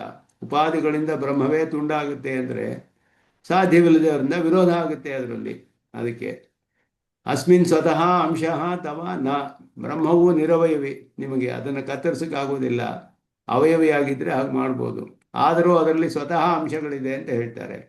ಅಂಶಗಳಿಗೂ ಉಪಾಧಿಗೂ ಸಂಬಂಧ ಬಂದರೆ ಜೀವಭಾವ ಬರ್ತಿದೆ ಅನ್ನಕ್ಕೂ ಬ್ರಹ್ಮಕ್ಕೆ ಸ್ವತಃ ಸಾಂಶತ್ವವನ್ನು ಒಪ್ಪದ ಕಾರಣದಿಂದ ಸಾಧ್ಯವಿಲ್ಲ. ಸ್ವಾಂಶತ್ವ ಒಪ್ಕೊಂಡ್ರೆ ಆಗ ಅಂಶಕ್ಕೆ ಬರುತ್ತೆ ಅಂತ ಹೇಳ್ಬೋದು. ನಾವು ಹೇಳ್ಕೊಂಡ್ರೆ ನಾವು ಅಂಶತ್ವವನ್ನು ಒಪ್ಕೊಂಡಿದ್ದೀವಿ ಬ್ರಹ್ಮನಿಗೆ. ಹೇಗೆ ಅಂತ ಹೇಳಿದ್ರೆ ವಿಶೇಷಣ ಅಂಶ ಅಂತ ಹೇಳಿ, ಒಂದು ಪದಾರ್ಥದಲ್ಲಿ ವಿಶೇಷವೂ ಇದೆ ವಿಶೇಷಣವೂ ಇದೆ, ಎರಡು ಸೇರಿಯೇ ಪದಾರ್ಥ ಆಗಿದೆ ಅಂತ ನಾವು ಒಪ್ಕೊಂಡಿದ್ದೀವಿ. ಇವರು ಹಾಗೆ ಒಪ್ಕೊಳ್ಳದೆ ಇರೋದ್ರಿಂದ ಬ್ರಹ್ಮನಲ್ಲಿ ಅಂಶವಿಲ್ಲ ಅಂತ ಹೇಳಿದ್ರು. ಅಂಶವಿಲ್ಲ ಅಂತ ಹೇಳಿದ್ರೆ ಎಲ್ಲಿ ಸೇರಿಕೊಳ್ಳುತ್ತೆ ಉಪಾಧಿ? ಬ್ರಹ್ಮನನ್ನು ಕತ್ತರಿಸೋಕ್ಕಾಗೋದಿಲ್ಲ. ಆದ್ದರಿಂದ ಬ್ರಹ್ಮಕ್ಕೂ ಅಂಶಕ್ಕೂ ಸಂಬಂಧಿ ಬರ್ತಿದೆ ಅಂತ ಹೇಳಿದ್ರೆ ಸಾಂಶವೇ ಇಲ್ಲದ ಬ್ರಹ್ಮನಲ್ಲಿ ಉಪಾಧಿ ಸಂಸರ್ಗ ಬರೋಕ್ಕೆ ಸಾಧ್ಯವಾಗುವುದಿಲ್ಲ. ಆದ್ದರಿಂದ ಉಪಾಧಿ ಬ್ರಹ್ಮರೂಪೋಪಿ ಅಚಿತ್ವಾತ್ ಜೀವತಾಮನುಭವಿತುಮಪಿ ನಾಲಂ. ಭೇದವನ್ನು ಒಪ್ಪೋದ್ರಿಂದ ಅವೆರಡಕ್ಕೂ ಅಭೇದದ ಬಲದಿಂದ ಏನಾಗುತ್ತೆ ಅಂದರೆ, ಅಭೇದದ ಬಲದಿಂದ ಉಪಾಧಿಯೇ ಜೀವ ಅಂತ ಹೇಳೋಕ್ಕೂ ಆಗೋದಿಲ್ಲ. ಯಾಕೆ ಅಂದರೆ ಉಪಾಧಿ ಜಡ ಅಂತ ಒಪ್ಕೊಂಡಿದ್ದಾರೆ ಇವರು. ಉಪಾಧಿ ಜಡ ಅಂತ ಒಪ್ಕೊಂಡಿರೋದ್ರಿಂದ ಉಪಾಧಿಯೇ ಜೀವ ಅಂತ ಹೇಳೋಕ್ಕಾಗೋದಿಲ್ಲ. ಉಪಾಧಿಯೇ ಜೀವನೋ ಅನ್ನೋದು ಕಡೆ ಪಕ್ಷ ಉಳ್ಕೊಳ್ಳುತ್ತೆ. ಆದ್ದರಿಂದ ಅದು ಕೂಡ ಒಪ್ಕೊಳ್ಳೋದು. ಯಾಕೆ ಅಂದರೆ ಅದು ಜಡವಾದ್ದರಿಂದ, ಜೀವಾತ್ಮ ಜಡವಲ್ಲ. ಆದ್ದರಿಂದ ಉಪಾಧಿಯೇ ಜೀವ ಆಗಕ್ಕೆ ಸಾಧ್ಯವಿಲ್ಲ. ಈ ಎಲ್ಲ ಕಾರಣದಿಂದಲೂ ಔಪಾಧಿಕ ಜೀವಭಾವವನ್ನು ಶಾಸ್ತ್ರೀಯವಾಗಿ ಹೇಗೆ ನಿರೂಪಣೆ ಮಾಡ್ತೀರಾ ನೀವು ಅನ್ನೋದನ್ನು ಇಲ್ಲಿ ಪ್ರಶ್ನೆ ಮಾಡ್ತಾರೆ. ನಿರೂಪಣೆ ಮಾಡೋಕ್ಕಾಗೋದಿಲ್ಲ. ಉಪಾಧಿಗೂ ಬ್ರಹ್ಮನಿಗೂ ಹೇಗೆ ಸಂಬಂಧ ಹೇಳ್ತೀರಾ ನೀವು ಅನ್ನೋದು ಇಲ್ಲಿ ಪ್ರಶ್ನೆ. ಇಲ್ಲಿ ಸಂಸ್ಕೃತ ವ್ಯಾಖ್ಯಾನದಲ್ಲಿ ಈ ವಿಕಲ್ಪಗಳನ್ನೆಲ್ಲ ಸ್ಪಷ್ಟವಾಗಿ ತೋರಿಸ್ತಾರೆ. ಇದರಲ್ಲಿ ಬ್ರಹ್ಮೈವ ಉಪಾಧಿ ಭಿನ್ನಂ ಇತಿ ಪೂರ್ವ ಶ್ಲೋಕೆ ಸಾಮಾನ್ಯತಃ ಉಪಾಧಿ ಭಿನ್ನಂ ಇತಿ ಅಂಶಂ ವಿಶಿಷ್ಯ ವಿಕಲ್ಪತೆ ಬಂಧ ಇತಿ ವಿಕಲ್ಪಾ ಜ್ಞೇಯ. ಇಷ್ಟು ವಿಕಲ್ಪಗಳಿದೆ ಈ ಶ್ಲೋಕದಲ್ಲಿ, 6 ವಿಕಲ್ಪಗಳು. ಮೊದಲನೆಯದೇನು ಅಂದರೆ ಕಿಂ ಉಪಾಧಿ ಸಂಯುಕ್ತಂ ಬ್ರಹ್ಮೈವ ಜೀವ. ಉಪಾಧಿಯೊಡನೆ ಸೇರಿದ ಬ್ರಹ್ಮವೇ ಜೀವನೇ, ಅಥವಾ ಘಟಾಕಾಶವತ್ ಉಪಾಧಿಯವಚ್ಛಿನ್ನಂ ಬ್ರಹ್ಮಜೀವ. ಒಂದು ಘಟವಿದೆ, ಆ ಘಟದಲ್ಲಿ ಒಂದು ಆಕಾಶವಿದೆ. ಮಹಾಕಾಶ ಬೇರೆ, ಘಟಾಕಾಶ ಬೇರೆ. ಅದರೊಳಗಡೆ ಒಂದು ಸ್ಪೇಸ್ ಇದೆ, ಜಾಗ. ಆಕಾಶವು ಬೇರೆ, ಹೊರಗಡೆ ಇರುವ ಆಕಾಶ ಬೇರೆ. ಅಂದರೆ ಘಟ ಅನ್ನುವುದರಿಂದ ಮುಚ್ಚಲ್ಪಟ್ಟಿದೆ. ಹಾಗೆ ದೇಹದಿಂದ ಮುಚ್ಚಲ್ಪಟ್ಟ ಜೀವಾತ್ಮ, ಆ ಬ್ರಹ್ಮಭಾವ ಒಳಗಡೆ, ಬ್ರಹ್ಮದೇವನೊಳಗಡೆ ಅಂತಃಕರಣದಲ್ಲಿ ಅದರಲ್ಲಿ ಇರುವುದು ಜೀವಭಾವ ಬ್ರಹ್ಮನಿಗೆ. ಈ ದೇಹದಿಂದ ಬೇರ್ಪಡಿಸಲ್ಪಟ್ಟ ಬ್ರಹ್ಮನ ಭಾಗವು ಜೀವ ಅಂತ ಅನ್ಕೋಬೇಕು. ಅವಾಗ ಘಟದಿಂದ ಬೇರ್ಪಡಿಸಲ್ಪಟ್ಟ ಆಕಾಶವು ಹೇಗೆ ಘಟಾಕಾಶ ಅಂತ ಹೇಳಲ್ಪಡುತ್ತೋ, ಹಾಗೆ ದೇಹಗಳಿಂದ ಬೇರ್ಪಡಿಸಲ್ಪಟ್ಟ ಬ್ರಹ್ಮಭಾವವೇ ಜೀವ ಅಂತ ಹೇಳಬೇಕು ಅವಾಗ. ಆದ್ದರಿಂದ ಉಪಾಧಿ ಅವಚ್ಛಿನ್ನಂ ಬ್ರಹ್ಮ ಅಂತೇಳಿ ಘಟಾಕಾಶ, ಘಟಾವಚ್ಛಿನ್ನ ಆಕಾಶದಂತೆ ಉಪಾಧಿ ಅವಚ್ಛಿನ್ನ ಬ್ರಹ್ಮ, ಅದುವೇ ಜೀವ ಅಂತ ಹೇಳ್ತೀರಾ. ಎರಡನೆಯ ವಿಕಲ್ಪ. ಮೂರನೆಯದು ಘಟಜಲವತ್ ಉಪಾಧಿನ ಛಿನ್ನಂ ಬ್ರಹ್ಮಜೀವ. ಘಟದಲ್ಲಿ ಜಲ ಇಟ್ಟಿದ್ರೆ ಹೇಗೆ ಅಂದರೆ ಜಲದ ಒಂದು ಭಾಗವನ್ನು ತಂದು ಇಲ್ಲಿಡಬೇಕು. ಆಕಾಶದಿಂದ ಕತ್ತರಿಸೋಕ್ಕಾಗೋದಿಲ್ಲ. ಆದ್ದರಿಂದ ಘಟಾಕಾಶಕ್ಕೂ ಮಹಾಕಾಶಕ್ಕೂ ಘಟ ಹೋದರೆ ಒಂದಾಗ್ಬಿಡುತ್ತೆ. ಜಲಾಕಾಶವೂ ಹಾಗಾಗೋದಿಲ್ಲ. ಘಟಜಲ ಹಾಗಾಗೋದಿಲ್ಲ. ಜಲದ ಒಂದು ಸ್ವಲ್ಪ ಜಲವನ್ನು ಬೇರೆಯಾಗಿ ಮಾಡಿ ತಂದು ಘಟದೊಳಗಡೆ ಇಡಬೇಕು ನೀರನ್ನು. ಆ ರೀತಿ ಚಿನ್ನವಾದ ಒಂದು ಬ್ರಹ್ಮದ ಒಂದು ಭಾಗ, ಒಂದು ಸ್ವಲ್ಪ ನೀರನ್ನು ತೆಗೆದುಕೊಂಡು ಘಟದಲ್ಲಿ ಹಾಕಿಟ್ಟು ಘಟ ಜಲ ಅಂತ ಹೇಳಿದ್ರೆ, ಬೇರೆ ಜಲಕ್ಕೂ ಈ ಘಟ ಜಲಕ್ಕೂ ಹೇಗೆ ವ್ಯತ್ಯಾಸವಿದೆಯೋ, ಈ ಸಮುದ್ರವಿದೆ, ಒಂದು ಸರೋವರವಿದೆ, ಅದರಿಂದ ಒಂದು ಸ್ವಲ್ಪ ನೀರು ತಗೊಂಬಂದು ಒಂದು ಘಟದಲ್ಲಿ ಇಡ್ತೀವಿ, ಅದರ ಒಂದು ಭಾಗ ತಂದಿಟ್ಟ ಹಾಗಾಯ್ತಲ್ಲಿ. ಇದು ಘಟ ಜಲ ಅಂತ ಹೇಳಲ್ಪಡುತ್ತೆ, ಅದು ಸರೋವರ ಜಲ ಅಂತ ಹೇಳುತ್ತೆ. ಹಾಗೆ ದೇಹದೊಳಗಡೆ ಇರುವ ಜೀವನು ಬ್ರಹ್ಮನಿಂದ ಒಂದು ಭಾಗ ತೆಗೆದುಕೊಂಡು ಬಂದು ದೇಹದೊಳಗಡೆ ಇಟ್ಟು ಜೀವ ಅನ್ನೋ ಭಾವ ಬಂದಿದೆಯೇ ಅಂತ ಪ್ರಶ್ನೆಯಲ್ಲಿ. ಉತ ವಿದಾರಿತ ಅಗ್ರವೇಣುವತ್ ಕಿಂಚಿದಂಶೇನ ಪೃಥಕೃತಂ ಬ್ರಹ್ಮಜೀವ. ಇಲ್ಲಿ ಒಂದು ಬಿದಿರಿನ ಕೊಂಬೆ, ವೇಣು ಅಂದರೆ ಕೊಳಲು ಅಂತ ಇಟ್ಕೊಳ್ಳಿ, ಅದರ ಒಂದು ಕೊಂಬೆ, ಅದರಲ್ಲಿ ಒಂದು ತುದಿ ಇದಾಗ್ಬಿಟ್ಟಿದೆ, ಸೀಳು ಹೋಗಿದೆ ಸ್ವಲ್ಪ. ಆದ್ದರಿಂದ ವಿದಾರಿತ ಸೀಳು ಹೋಗಿದೆ ಸ್ವಲ್ಪ, 2 ಭಾಗವಾಗಿದೆ, ಇನ್ನೊಂದು ತುದಿ ಸರಿಯಾಗಿದೆ. ಈ ರೀತಿ ಬ್ರಹ್ಮನ ಒಂದು ಭಾಗ ಬೇರ್ಪಡಿಸಲ್ಪಟ್ಟು ಜೀವಭಾವ ಬಂದಿದೆಯೋ, ಇದೆಲ್ಲ ಕಲ್ಪಿತವಾದ ವಿಕಲ್ಪಗಳು ಈ ರೀತಿ. ಯಾಕೆ ಅಂತ ಹೇಳಿದ್ರೆ ಇವರು ಹೇಗೆ ಉಪಾಧಿ ಬಂದಿದೆ ಅನ್ನೋದು ಯಾವುದೋ ಒಂದು ರೀತಿಯಲ್ಲಿ ಅವರು ನಿರೂಪಣೆ ಮಾಡಬೇಕಲ್ಲ, ಅದನ್ನು ಹೇಗಾದರೂ ಮಾಡಬೇಕಿರು. ಯಾವುದೂ ಇಲ್ಲ ಅಂದರೆ ಉಪಾಧಿ ಸಂಬಂಧ ಏವ ಕಶ್ಚನ ವಿಭಾಗಂ ಕಲ್ಪಯಿತ್ವ ವಿಭಕ್ತೋ ಬ್ರಹ್ಮಭಾಗ ಜೀವ. ಉಪಾಧಿ ಸಂಬಂಧ ಏವ ಕಶ್ಚನ ವಿಭಾಗಂ ಕಲ್ಪಯಿತ್ವ, ಉಪಾಧಿ ಸಂಬಂಧದಲ್ಲಿಯೇ ಒಂದು ವಿಭಾಗವನ್ನು ಬೇರ್ಪಡಿಸಿ ಆ ವಿಭಕ್ತವಾದ ಬ್ರಹ್ಮಭಾವವೇ ಜೀವ. ಅಥವಾ ಪ್ರಾಪ್ತ ವಿವೇಕ ನ್ಯಾಯನ ಉಪಾಧಿರೇವ ಜೀವ, ಉಪಾಧಿಯೇ ಜೀವ ಅಂತ ಹೇಳಿಬಿಡಿ ಕಡೆಯಲ್ಲಿ. ಉಪಾಧಿ ಇದ್ದರೆ ಜೀವಭಾವ, ಉಪಾಧಿ ಇಲ್ಲದೆ ಹೋದರೆ ಜೀವಭಾವ ಇಲ್ಲ. ಅದನ್ನು ಉಪಾಧಿಯೇ ಜೀವ ಅಂತ ಯಾಕೆ ಹೇಳಬಾರ್ದು ಅನ್ನೋದು ಒಂದು ಈ ರೀತಿ ವಿಕಲ್ಪಗಳನ್ನೆಲ್ಲ ಹೇಳ್ತಾರೆ. ಇದಕ್ಕೆಲ್ಲ ಹೇಳ್ತಾರೆ ಮೊದಲು ಯಥಾ ಉಪಾಧಿ ಸಂಯೋಗ ಮಾತ್ರಾತ್ ಸಹ ಬಂಧ ಅಶೇಷೇ ಬ್ರಹ್ಮಣಿ ಪ್ರಸಜತಿ. ಇದು ನೇರವಾಗಿ ಮೊದಲನೇ ವಿಕಲ್ಪ ಪೂರ್ಣವಾಗಿ ಬ್ರಹ್ಮನಿಗೆ ದೋಷ ಬರಬೇಕಾಗ. ಆಗ ಬಂಧಶೂನ್ಯಂ ಬ್ರಹ್ಮ ಶುದ್ಧಂ ಬ್ರಹ್ಮ ನ ಅವಶಿಷ್ಯೇತ. ಬಂಧವಿಲ್ಲದೆ ಇರುವ ಬ್ರಹ್ಮ ಭಾಗವೇ ಇರೋದಿಲ್ಲ ಆಗ. ಆಗ ಶ್ರುತಿಗೆ ವಿರೋಧ ಬರುತ್ತೆ. ಅಪಹತ ಪಾಪ್ಮ ನಿರವದ್ಯಂ ಮೊದಲಾದ ಶ್ರುತಿಗಳಿಗೆ ವಿರೋಧ. ಇದು ಮೊದಲನೇ ವಿಕಲ್ಪ ಸಾಧ್ಯವಿಲ್ಲ. ಪೂರ್ಣವಾಗಿ ಉಪಾಧಿ ಸಂಯೋಗದಿಂದ ಬ್ರಹ್ಮಕ್ಕೆ ಜೀವಭಾವ ಬರೋಕ್ಕಾಗೋದಿಲ್ಲ. ಎರಡನೆಯದು ಸಾದೇಶ್ಯ ಅನ್ನೋದನ್ನ ಹೇಳ್ತಾ ಇದ್ದಾರೆ ಇಲ್ಲಿ, ಒಂದು ಭಾಗ ಅಂತ ಹೇಳಿ. ಸಮಾನ ದೇಶತ ಯಥಾ ಆಕಾಶೇ ಯತ್ರ ಘಟ ಸಂಯೋಗ ತತ್ರೈವ ಘಟಾವಚ್ಛಿನ್ನ ಆಕಾಶ ಘಟಾಕಾಶ ಇತಿ ವ್ಯವಹ್ರಿಯತೆ. ನತು ಘಟ ಸಂಯೋಗ ಶೂನ್ಯೇ ಬಾಹ್ಯ ಆಕಾಶೆ. ಘಟದಿಂದ ಹೊರಗಡೆ ಇರುವ ಆಕಾಶದ ಘಟಾಕಾಶ ಅಂತ ಹೇಳಲ್ಲ, ಘಟದ ಒಳಗಡೆ ಇರುವ ಆಕಾಶವನ್ನ ಘಟಾಕಾಶ ಅಂತ ಹೇಳ್ತಾರೆ. ಹಾಗೆ ಯದ್ದೇಶಾವಚ್ಛೇದೇನ ಬ್ರಹ್ಮಣಿ ಉಪಾಧಿ ಸಂಯೋಗ, ಯಾವ ಒಂದು ಭಾಗದ ಅವಚ್ಛೇದದಿಂದ ಅಂದರೆ ಒಂದು ಶರೀರ ಅಂತ ಇಟ್ಕೊಳ್ಬೇಕು, ಶರೀರದೊಳಗಡೆ ತದ್ದೇಶಾವಚ್ಛೇದೇನ ಇವ ಬ್ರಹ್ಮ ಜೀವ ಇತಿ ಉಚ್ಯತೆ. ಆ ಶರೀರದ ಒಂದು ಭಾಗದಲ್ಲಿ ಬ್ರಹ್ಮನೊಡನೆ ಸಂಬಂಧ ಬಂದಿದೆ, ಅದು ಜೀವ ಅಂತ ಹೇಳಲ್ಪಡುತ್ತೆ. ಅದರ ಒಳಗಡೆ ಇರುವ ಬ್ರಹ್ಮಭಾಗ ಅಂತ ಇಟ್ಕೋಬೇಕು. ಆದ್ದರಿಂದ ಇಲ್ಲಿ ಬಂಧವೂ ಕೂಡ ತದ್ದೇಶಾವಚ್ಛೇದೇನ ಇವ ಬ್ರಹ್ಮವೂ ಅದೇ ರೀತಿ ಬರುತ್ತೆ. ಆವಾಗ ಬ್ರಹ್ಮವು ಕೂಡ ಆ ದೇಶ ಅವಚ್ಛೇದವಾಗಿಯೇ ಬ್ರಹ್ಮವು ಬರಬೇಕು ಆವಾಗ. ಆದ್ದರಿಂದ ಈ ಉಪಾಧಿ ಅಂತ ಹೇಳಬೇಕಾದ್ರೆ ಇತರ ದೇಶ ಅವಚ್ಛೇದನತು ವಿಶುದ್ಧಮೇವ ಬ್ರಹ್ಮ ಅವತಿಷ್ಠತೆ. ಮಿಕ್ಕ ಭಾಗದಲ್ಲಿ ಬ್ರಹ್ಮವು ವಿಶುದ್ಧವಾಗಿಯೇ ಇರಬೇಕು. ಸ್ವತಃ ಏವ ಬ್ರಹ್ಮಣ ನಿತ್ಯ ಶುದ್ಧ ಮುಗ್ಧ ಮುಕ್ತ ಸ್ವರೂಪತ್ವಾತ್. ಬ್ರಹ್ಮವು ಸ್ವತಃ ಶುದ್ಧವಾದ್ದರಿಂದ ಯಾವ ಭಾಗದಲ್ಲಿ ಉಪಾಧಿ ಸಂಬಂಧ ಬಂದಿದೆಯೋ ಅಲ್ಲಿ ಜೀವಭಾವ, ಮಿಕ್ಕಿದ ಭಾವ ಶುದ್ಧವಾಗಿದೆ ಅಂತ ಹೇಳಬೇಕು. ಆಗ ಅಪದ ಪಾಪ್ಮಾದಿ ವಚನಾನಾಂ ಏತದೇವ ವಿಶುದ್ಧ ಬ್ರಹ್ಮ ವಿಷಯ ಇತಿನಿ ಕದಾಚಿದ ಅನುಪಪತ್ತಿ. ಆದ್ದರಿಂದ ಒಂದು ಭಾಗ ಬ್ರಹ್ಮ ಶುದ್ಧವಾಗಿರುತ್ತೆ, ಉಪಾಧಿ ಅವಚ್ಛಿನ್ನವಾದ ಭಾಗ ಜೀವಭಾವ ಇರುತ್ತೆ ಅಂತ ಹೇಳ್ತಂದ. ಶುದ್ಧವಾದ ಬ್ರಹ್ಮವೂ ಇರೋದ್ರಿಂದ ಅಪದ ಪಾಪ್ಮಾಗೆ ಅದನ್ನು ನಾವು ಹೇಳ್ತೀವಿ ಅಂತ ಹೇಳಿದ್ರೆ, ಉಪಾಧೌ ವ್ಯಭಿಚರತಿ ಯದಾ ಏಕಂ ದೇಶಂ ಪರಿತ್ಯಜ್ಯ ಅನ್ಯ ದೇಶ ಸಂಬಂಧೋ ಭವತಿ ಉಪಾಧಿ. ಒಂದು ದೇಶ ಬಿಟ್ಟು ಇನ್ನೊಂದು ಭಾಗದಲ್ಲಿ ಹೋದರೆ ಉಪಾಧಿಗಳೆಲ್ಲ ಚಲನೆ ಆಗ್ತಾ ಇದೆಯಲ್ಲ, ಆಗೇನಾಗುತ್ತೆ, ಬಂಧ ಮೋಕ್ಷ ಅವ್ಯವಸ್ಥೆ ಉಂಟಾಗುತ್ತೆ. ಬಂಧ ಒಂದು ಕಡೆ ಬಂಧ, ಒಂದು ಕಡೆ ಮೋಕ್ಷ, ಇನ್ನೊಂದು ಕಡೆ ಬಂಧ, ಅಲ್ಲಿ ಮೋಕ್ಷವಾದರೆ ಇನ್ನೊಂದು ಕಡೆ ಬಂಧವಾಗುತ್ತೆ. ಹೀಗೆ ಆಗ್ತಾ ಇರಬೇಕು. ಇದನ್ನೆಲ್ಲ ಇಲ್ಲಿ ಹೇಳ್ತಾ ಇದ್ದಾರೆ. ಉಪಾಧಿ ಸಂಯೋಗ ದೇಶಾವಚ್ಛೇದ ಜೀವಭಾವ ಬಂಧಶ್ಚ ಉಪಾಧಿ ವಿಗಮೇವ ಅಸ್ಮಿನ್ ಪಕ್ಷೆ ಮುಕ್ತಿ ಪದಾರ್ಥ. ಅವ್ರು ಹೇಳೋದು ಉಪಾಧಿ ಬಿಟ್ಟು ಹೋದರೆ ಮೋಕ್ಷ, ಉಪಾಧಿ ಸಂಬಂಧ ಬಂದರೆ ಬಂಧ. ಶರೀರಾದಿ ಉಪಾದೌ ಗಚ್ಚತಿ ಪೂರ್ವದೇಶಾವಚ್ಛೇದೇನ ಉಪಾಧಿ ಸಂಯೋಗ ನಾಶೇನ ಮುಕ್ತಿ. ಒಂದು ಶರೀರವು ಚಲನೆ ಆದರೆ ಹಿಂದಿನ ಶರೀರ ಇದ್ದ ಜಾಗದಲ್ಲಿ ಬ್ರಹ್ಮನೊಡನೆ ಸಂಬಂಧ ಇದ್ದಾಗ ಅಲ್ಲಿ ಬಂಧವಿತ್ತು. ಶರೀರ ಚಲನ ಆದರೆ ಆ ಭಾಗದಲ್ಲಿ ಮೋಕ್ಷ ಆಯಿತು, ಇನ್ನೊಂದು ಭಾಗದಲ್ಲಿ ಬಂದು ಹಿಡ್ಕೊಳ್ಳುತ್ತೆ, ಅಲ್ಲಿ ಬಂಧವಾಗುತ್ತೆ. ಹೀಗೆ ಬಂಧ ಮೋಕ್ಷ ಆಗ್ತಾನೇ ಇರುತ್ತೆ. ಆದ್ದರಿಂದ ಅದು ಅನವಸ್ಥೆ ಎನ್ನುವ ದೋಷ. ಅದಕ್ಕೆ ಎರಡನೇ ಪಕ್ಷಕ್ಕೆ. ಮೂರನೇ ಅದಕ್ಕೆ ಹೇಳ್ತಾರೆ, ಅಚ್ಛೇದ್ಯವಾದ ಬ್ರಹ್ಮನಲ್ಲಿ ಛೇದನಾದಿಗಳು ಹೇಳೋಕ್ಕಾಗೋದಿಲ್ಲ. ಒಂದು ನೀರನ್ನು ತಗೊಬಂದು ಘಟದಲ್ಲಿ ಹಾಗೆ ಘಟ ಜಲ ಅಂತ ಹೇಳೋ ಹಾಗೆ ಜೀವಭಾವ ಬಂದಿದೆಯಾ ಅಂದರೆ ಅದು ಹೇಳೋಕ್ಕಾಗೋದಿಲ್ಲ. ಇದು ಮೂರನೇ ನಾಲ್ಕನೇ ವಿಕಲ್ಪಗಳು ಇಲ್ಲಿ. ಛೇದನಾದಿ ಅನರ್ಹೇ ಬ್ರಹ್ಮಣಿ ಉಪಾಧಿಭಿ ಛೇದನ ಕರ್ಮತ್ವಂಬ ತನ್ಮೂಲಕ ಬ್ರಹ್ಮಣ ಸಖಂಡತ್ವಾದಿ ವಾ ನಿಷ್ಫಲಂ ಅಂತ ಹೇಳೋದು. ಇತ್ಯಾದಿ ಶ್ರುತಿ ಭಾರಿತ. ನಿಷ್ಕಲಂ ಅಂತ ಶ್ರುತಿ ಹೇಳುತ್ತೆ. ಶ್ವೇತಾಶ್ವರದಲ್ಲಿ ನಿಷ್ಕಲಂ ನಿಷ್ಕ್ರಿಯಂ ಅಂತ ಹೇಳಿ, ನಿಷ್ಕಲಂ ಕಲ ಅಂದರೆ ಭಾಗ, ನಿಷ್ಕಲಂ ಅಂದರೆ ಭಾಗರಹಿತವಾದದ್ದು ಅಂತ ಶ್ರುತಿ ಶ್ವೇತಾಶ್ವತರ ಉಪನಿಷತ್ತು ಹೇಳುತ್ತೆ. ಅದಕ್ಕೆ ನಿಮಗೆ ಬಾಧೆ ಬರುತ್ತೆ.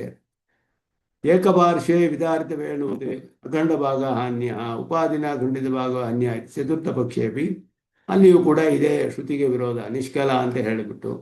ಈ ಎಲ್ಲ ದೋಷಗಳು ಪಂಚಮ ಕಲ್ಪೆ ದೋಷಮಾಹ ಸ್ವತಃ ಏವ ಬ್ರಹ್ಮಣಿ ಸೂಕ್ಷ್ಮಾಂಶ ವರ್ತತೆ ಅಂತ ಹೇಳಿದ್ರೆ, ತನ್ನ ಬಂಧದಲ್ಲಿ ಸ್ವತಃ ಒಂದು ಸೂಕ್ಷ್ಮವಾದ ಅಂಶವಿದೆ.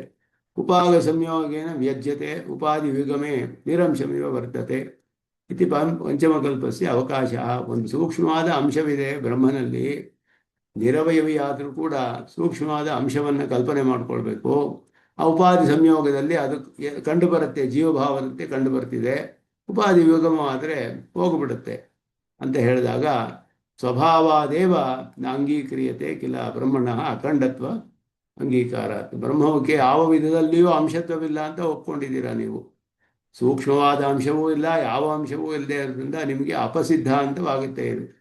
ಸೂಕ್ಷ್ಮ ಅಂಶವೂ ಇಲ್ಲ, ಯಾವ ಭಾಗವೂ ಇಲ್ಲ, ನಿರವಯವಿಯಾದ ಬ್ರಹ್ಮದಲ್ಲಿ ಇದು ಹೇಳಕ್ಕಾಗೋದಿಲ್ಲ.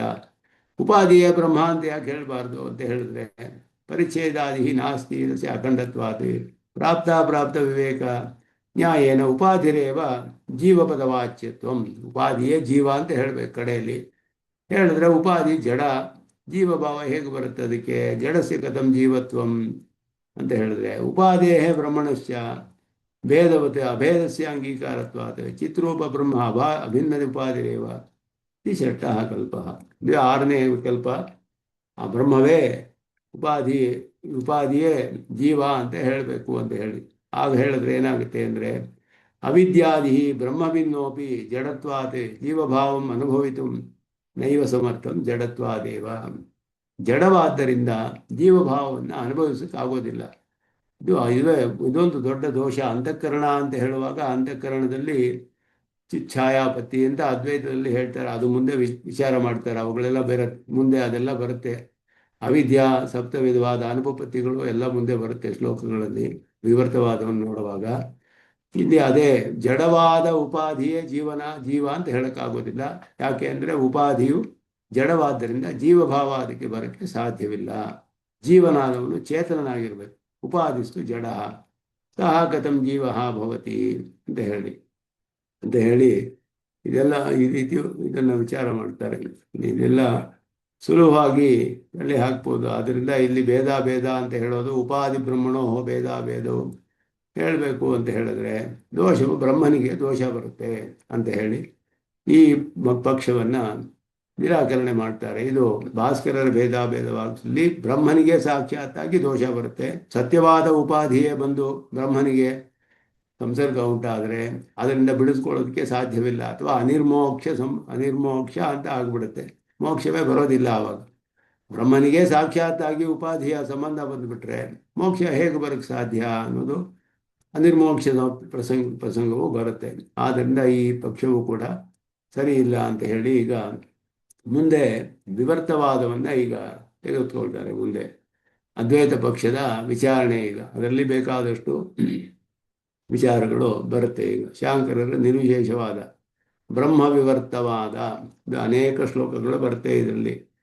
ಯಾಕೆಂದರೆ ಅದ್ವೈತ ಪಕ್ಷವನ್ನು ಅತ್ಯಂತ ವಿಸ್ತಾರವಾಗಿ ಜಿಜ್ಞಾಸಾಧಿಕರಣದಲ್ಲಿ ಭಾಷ್ಯಕಾರರು ನಿರೂಪಣೆ ಮಾಡಿ ಅವರ ಎಲ್ಲ ವಿಧವಾದ ವಿಚಾರಗಳನ್ನು ಕೂಡ ಅವರ ಸಿದ್ಧಾಂತಗಳನ್ನು ಪರೀಕ್ಷೆ ಮಾಡಿರುವಂತಹದ್ದು. ಆ ರೀತಿಯಲ್ಲಿಯೇ ಇಲ್ಲಿಯೂ ಅನೇಕ ಶ್ಲೋಕಗಳು ಮುಂದೆ ಎಲ್ಲ ಅವಿದ್ಯೆಯ ಒಂದು ಅನುಪಪತ್ತಿಗಳೇನು ಅಲ್ಲಿ ಎಲ್ಲ ವಿಚಾರಗಳನ್ನು ಈಗ ಮುಂದೆ ಶ್ಲೋಕಗಳಲ್ಲಿ ಮಾಡ್ತಾರೆ. ಇಲ್ಲಿ ನಾಪಿ ಬ್ರಹ್ಮಣಿ ಅವಿದ್ಯಾ ಸ್ಥಗಿತ ನಿಜತನೌ ವಿಶ್ವಮೇತದೇ ವಿವೃತ್ತಂ ತಸ್ಮಿನ್ ಸಾ ಸ್ವಪ್ರಕಾಶೆ ಕಥಮಿವ ವಿಲಗೇತೆ ತತ್ಪ್ರಕಾಶೈಕ ಬಾಧ್ಯ ನಹಿ ಏತಸ್ಮಿನ್ ಅವಿದ್ಯಾ ವಿಲಯಕೃತಧಿಕೋ ವೃತ್ತಿವೇದ್ಯೋ ವಿಶೇಷಃ ಬಾಧಃ ವೃತ್ತಿಸ್ವರೂಪಾತಿ ಯದಿ ಭವತಿ ತದಾ ಜ್ಞಾನವಾದ್ಯತ್ವ ಭಂಗಃ ಹೇಳಿ ಬಹಳ ಮುಖ್ಯವಾದ ಕೆಲವು ವಿಚಾರಗಳನ್ನು ಇಲ್ಲಿ ಹೇಳ್ತಾರೆ ಸ್ವಾಮಿ ದೇಶಿಕನ್. ಇದು ಹೇಳುವಾಗ ಬ್ರಹ್ಮ ವಿವರ್ತವಾದ ಅನ್ನೋದು ಪ್ರಸಿದ್ಧವಾದದ್ದು.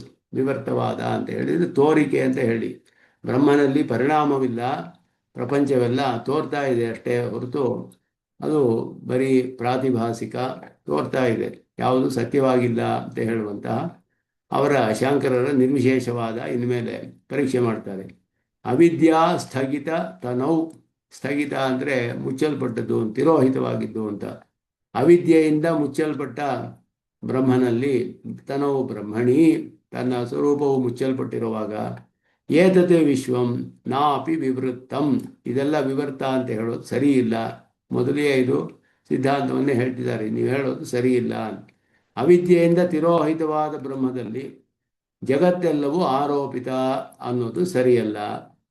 ಯಾಕೆ ಅಂದರೆ ತತ್ ಪ್ರಕಾಶೈಕ ಬಾಧ್ಯ ಸಾ ಸ್ವಪ್ರಕಾಶೆ ತಸ್ಮಿನ್ ಕಥಮಿವ ವಿಲಗೇತ್. ಬ್ರಹ್ಮನ ಒಂದು ಪ್ರಕಾಶದಿಂದಲೇ, ಬ್ರಹ್ಮಜ್ಞಾನದಿಂದಲೇ ಬಾಧಿತವಾಗೋದು ಅವಿದ್ಯೆ ಅಂತ ಹೇಳೋದು. ಬ್ರಹ್ಮವೋ ಸ್ವಪ್ರಕಾಶ, ಸ್ವಪ್ರಕಾಶವಾದ ಬ್ರಹ್ಮದಲ್ಲಿ ಬ್ರಹ್ಮದ ಪ್ರಕಾಶದಿಂದಲೇ ಹೋಗುವಂತಹ ಅವಿದ್ಯೆ ಹೇಗೆ ಬಂದು ಸೇರ್ಕೊಳ್ಳುತ್ತೆ ಅನ್ನೋದು ಇಲ್ಲಿ ಮೊದಲು. ಬ್ರಹ್ಮದ ಪ್ರಕಾಶದಿಂದಲೇ ಬಾಧಿತವಾಗಬೇಕು, ಬ್ರಹ್ಮಜ್ಞಾನದಿಂದಲೇ ಬಾಧಿತವಾಗಬೇಕದು. ಆ ಅವಿದ್ಯೆ ಆ ಸ್ವಯಂ ಪ್ರಕಾಶವಾದ ಪರಬ್ರಹ್ಮನಲ್ಲಿ ಹೇಗೆ ಸೇರ್ಕೊಳ್ಳೋಕೆ ಸಾಧ್ಯ? ಘಟದಲ್ಲಿ ನಮಗೆ ಹಗ್ಗದಲ್ಲಿ ಸರ್ಪ ತೋರಬಹುದು, ಯಾಕೆ ಅಂದರೆ ಹಗ್ಗ ಸ್ವಯಂ ಪ್ರಕಾಶವಲ್ಲ, ಹಗ್ಗ ಜಡವಾದ ಪದಾರ್ಥ, ಸ್ವಯಂ ಪ್ರಕಾಶ ಅಲ್ಲ ಅದು. ಆದ್ದರಿಂದ ಹಗ್ಗದಲ್ಲಿ ಸರ್ಪವು ತೋರಕ್ಕೆ ಸಾಧ್ಯತೆ ಇದೆ. ಆದರೆ ಅದನ್ನು ನಾವು ರಜ್ಜುಜ್ಞಾನದಿಂದ ಹೋಗಿಸ್ಕೊಳ್ಬಹುದು. ಬ್ರಹ್ಮವು ಸ್ವಯಂ ಪ್ರಕಾಶವಾದ ಪದಾರ್ಥ, ಅದರಲ್ಲಿ ಹೇಗೆ ಆ ವಿದ್ಯೆ ಅದರಿಂದ ಮುಚ್ಕೊಳ್ಳೋಕೆ ಸಾಧ್ಯ? ಆ ವಿದ್ಯೆಯನ್ನು ಬ್ರಹ್ಮಜ್ಞಾನದಿಂದಲೇ ಹೋಗಿಸ್ಬೇಕು ಅಂದರೆ ಬ್ರಹ್ಮವೇ ಜ್ಞಾನ, ಅದುವೇ ಸ್ವಯಂ ಪ್ರಕಾಶವಾದದ್ದು. ಅದರ ಜ್ಞಾನದಿಂದ ಅದರ ಅವಿದ್ಯೆಯನ್ನೇ ಹೋಗಿಸ್ಕೊಳ್ಬೇಕು ಅಂತ ಹೇಳ್ತಿರಲ್ಲ ಇದು ಹೇಗೆ ಸಾಧ್ಯ ಅಂತ ಇಲ್ಲಿ ಪ್ರಶ್ನೆ ಮಾಡ್ತಿದ್ದಾರೆ. ಇಲ್ಲಿ ಅದನ್ನು ಹಗ್ಗವನ್ನು ನೋಡಿ ಹಾವು ಅಂತ ಭ್ರಮೆ ಮಾಡಿದಾಗ ಅದಕ್ಕೆ ಆಧಾರ ಒಂದು ಹಗ್ಗ ಇರುತ್ತೆ, ಆರೋಪಿತವಾಗಿ ತೋರುತ್ತೆ. ಆ ತೋರುವಿಕೆಗೆ ದೃಷ್ಟಿದೋಷಗಳೇ ಕಾರಣ ನಮಗೆ. ಇದರಂತೆ ನಿತ್ಯ ಶುದ್ಧ ಮುಕ್ತ ಸ್ವರೂಪವುಳ್ಳ ಪರಬ್ರಹ್ಮಕ್ಕಿಂತಲೂ ಬೇರೆ ಯಾವ ವಸ್ತುನೂ ಇಲ್ಲ. ಆ ಪರಬ್ರಹ್ಮ ಅವಿದ್ಯೆಯಿಂದ ಮರೆಯಾಗಿ ಜಗತ್ತೆಲ್ಲ ಅಧ್ಯಸ್ಥವಾಗಿ ತೋರ್ತಾ ಇದೆ. ಆದ್ದರಿಂದ ಜಗತ್ತಾಗಲಿ ಜೀವವಾಗಲಿ ವಾಸ್ತವಿಕವಾಗಿ ಇಲ್ಲವೇ ಇಲ್ಲ ಅಂತ ಹೇಳುವಂತಹ ಅದ್ವೈತವಾದ. ಆದ್ದರಿಂದ ಇಲ್ಲೇನಾಗುತ್ತೆ, ಅಧಿಷ್ಠಾನ ಜ್ಞಾನವೇ ಭ್ರಮ ನಿವರ್ತಕ ಅನ್ನೋದು ಎಲ್ಲರೂ ಒಪ್ಕೊಂಡಿರೋ ವಿಷಯ. ಅಧಿಷ್ಠಾನ ಅನ್ನೋದು ಹಗ್ಗ, ಅಧಿಷ್ಠಾನ, ಸರ್ಪ ಅನ್ನೋದು ಭ್ರಮೆ. ಆದ್ದರಿಂದ ಆ ಹಗ್ಗದ ಜ್ಞಾನದಿಂದ ಸರ್ಪ ಭ್ರಮೆ ಹೋಗಬೇಕು. ಆ ರೀತಿ ಬ್ರಹ್ಮ ಅಧಿಷ್ಠಾನ, ಪ್ರಪಂಚವು ಭ್ರಮೆ, ಆ ಬ್ರಹ್ಮಜ್ಞಾನದಿಂದ ಪ್ರಪಂಚ ಹೋಗಬೇಕು. ಆದ್ದರಿಂದ ಇಲ್ಲಿ ಬ್ರಹ್ಮ ಅನ್ನೋದು ಸ್ವಯಂ ಪ್ರಕಾಶವಾಗಿದೆ. ಸ್ವಯಂ ಪ್ರಕಾಶವಾದರಲ್ಲಿ ಹೇಗೆ ಭ್ರಮೆ ಬರೋಕ್ಕೆ ಸಾಧ್ಯ? ಅಧಿಷ್ಠಾನವಾದ ಬ್ರಹ್ಮ ಸದಾ ಸ್ವಪ್ರಕಾಶ ಸ್ವರೂಪ. ಇಂತಹ ನಿತ್ಯಶುದ್ಧ ಸ್ವಪ್ರಕಾಶವಾದ ಬ್ರಹ್ಮದಲ್ಲಿ ಅವಿದ್ಯೆ ಹೇಗೆ ಇರಕ್ಕೆ ಸಾಧ್ಯ? ಅದನ್ನು ಬ್ರಹ್ಮವನ್ನು ಹೇಗೆ ಮರೆ ಮಾಡುತ್ತೆ ಅನ್ನೋದು ಇಲ್ಲಿ ಪ್ರಶ್ನೆ. ಅವ್ರು ಹೇಳಿದ್ರು ಅವಿದ್ಯೆ ಮಿಥ್ಯೆ, ಆದ್ದರಿಂದ ಏನು ದೋಷವಿಲ್ಲ ಅಂತ ಹೇಳ್ಬಿಟ್ಟು. ಆದ್ದರಿಂದ ಹಾಗೆ ಹೇಳೋಕ್ಕೆ ನೀವು ತಪ್ಪಿಸ್ಕೊಳ್ಳೋಕ್ಕಾಗೋದಿಲ್ಲ ಅಂತ. ಏತಸ್ಮಿನ್ ಅವಿದ್ಯಾವಿಲಯಕೃತ್ ಅಧಿಕ, ಏತಸ್ಮಿನ್ ಅವಿದ್ಯಾವಿಲಯಕೃತ್ ವೃತ್ತಿವೇದ್ಯ ಅಧಿಕ ವಿಶೇಷ ನಹಿ. ಅವಿದ್ಯೆಯನ್ನು ನಾಶ ಮಾಡಬೇಕು. ಆ ನಾಶ ಮಾಡಬೇಕಾದ್ರೆ ಹೇಗೆ ನಾಶ ಮಾಡಬೇಕು ಅಂದರೆ ಜ್ಞಾನದಿಂದಲೇ ತಿಳಿಬೇಕು ಅದನ್ನು. ಇದು ಅವಿದ್ಯೆ ಅಂತ ತಿಳಿಬೇಕಾದ್ರೆ ಇದು ಸರ್ಪವಲ್ಲ, ಇದು ರಜ್ಜು ಅಂತ ತಿಳಿಯೋದು ಹೇಗೆ ಅಂದರೆ ನಮ್ಮ ಧರ್ಮಭೂತ ಜ್ಞಾನದಿಂದ ತಿಳಿತೀವಿ ನಾವು. ನಮ್ಮ ಜ್ಞಾನದಿಂದ ನಾವು ಇದು ಹಗ್ಗ ಅನ್ನೋ ಜ್ಞಾನ ಹೇಗೆ ಬರುತ್ತೆ ಅಂದರೆ ಧರ್ಮಭೂತ ಜ್ಞಾನದಿಂದ ಬರಬೇಕು. ಆ ಧರ್ಮಭೂತ ಜ್ಞಾನಕ್ಕೆ ಅವರು ವೃತ್ತಿ ಜ್ಞಾನ ಅಂತ ಹೇಳ್ತಾರೆ. ವೃತ್ತಿ ಜ್ಞಾನ ಅಂದರೆ ಅದುವೇ ಧರ್ಮಭೂತ ಜ್ಞಾನದಂತೆಯೇ. ಧರ್ಮಭೂತ ಜ್ಞಾನ ಅಂತ ಹೇಳೋದಿಲ್ಲ, ಯಾಕೆಂದರೆ ಜೀವಾತ್ಮರುಗಳೆಲ್ಲ ಇಲ್ಲವಲ್ಲ. ದೇಹದಲ್ಲಿ ಉಂಟಾಗುವ ವೃತ್ತಿ ಜ್ಞಾನಗಳು ಅಂತ ಹೇಳ್ತಾರೆ ಅವರು. ಅಂತಃಕರಣ ಅವಚ್ಛಿನ್ನ ವೃತ್ತಿ ಜ್ಞಾನ, ಅಂತಃಕರಣ ವೃತ್ತಿ, ವಿಷಯ ವೃತ್ತಿ, ಹೀಗೆಲ್ಲ ಹೇಳ್ತಾರೆ ಅವರು. ವೃತ್ತಿ ಜ್ಞಾನ ಅಂದರೆ ಅದುವೇ ಧರ್ಮಭೂತ ಜ್ಞಾನದಂತೆಯೇ ಅದು. ಆ ವೃತ್ತಿ ಜ್ಞಾನದಿಂದ ತಿಳಿಬೇಕು. ಈ ನಿರ್ವಿಶೇಷವಾದ ಬ್ರಹ್ಮದಲ್ಲಿ ಅವಿದ್ಯೆಯನ್ನು ನಿವೃತ್ತಿಗೊಳಿಸ್ಬೇಕೀಗ. ಅದಕ್ಕೆ ಹೇಗೆ ಹೋಗುತ್ತೆ ಅಂದರೆ ವೃತ್ತಿ ರೂಪವಾದ ಜ್ಞಾನಕ್ಕೆ ವಿಷಯವಾಗುವ ತನ್ನ ಸ್ವರೂಪಕ್ಕಿಂತಲೂ ಅಧಿಕವಾದ ಯಾವ ವಿಶೇಷವೂ ಇಲ್ಲವಷ್ಟೇ ಆ ವೃತ್ತಿ ವಿಷಯ ಜ್ಞಾನಕ್ಕೆ ವಿಷಯವಾಗಬೇಕು. ಯಾವುದು? ಅವಿದ್ಯೆ ವಿಷಯವಾಗ. ಅವಿದ್ಯೆ ಇದು ಸರ್ಪವಲ್ಲ, ಇದು ಬ್ರಹ್ಮ ಅಂತ ತಿಳಿಬೇಕಾದ್ರೆ ಒಂದು ಜ್ಞಾನವಿರಬೇಕು ಅದು ತಿಳಿಯೋದಕ್ಕೆ. ಬ್ರಹ್ಮವನ್ನು ಬಿಟ್ಟು ಬೇರೆ ಜ್ಞಾನವಿಲ್ಲ, ಅಲ್ಲಿ ಸತ್ಯವಾದ ಯಾವುದು ಪದಾರ್ಥವಿಲ್ಲ. ಅದು ಹೇಗೆ ತಿಳಿಸುತ್ತೆ?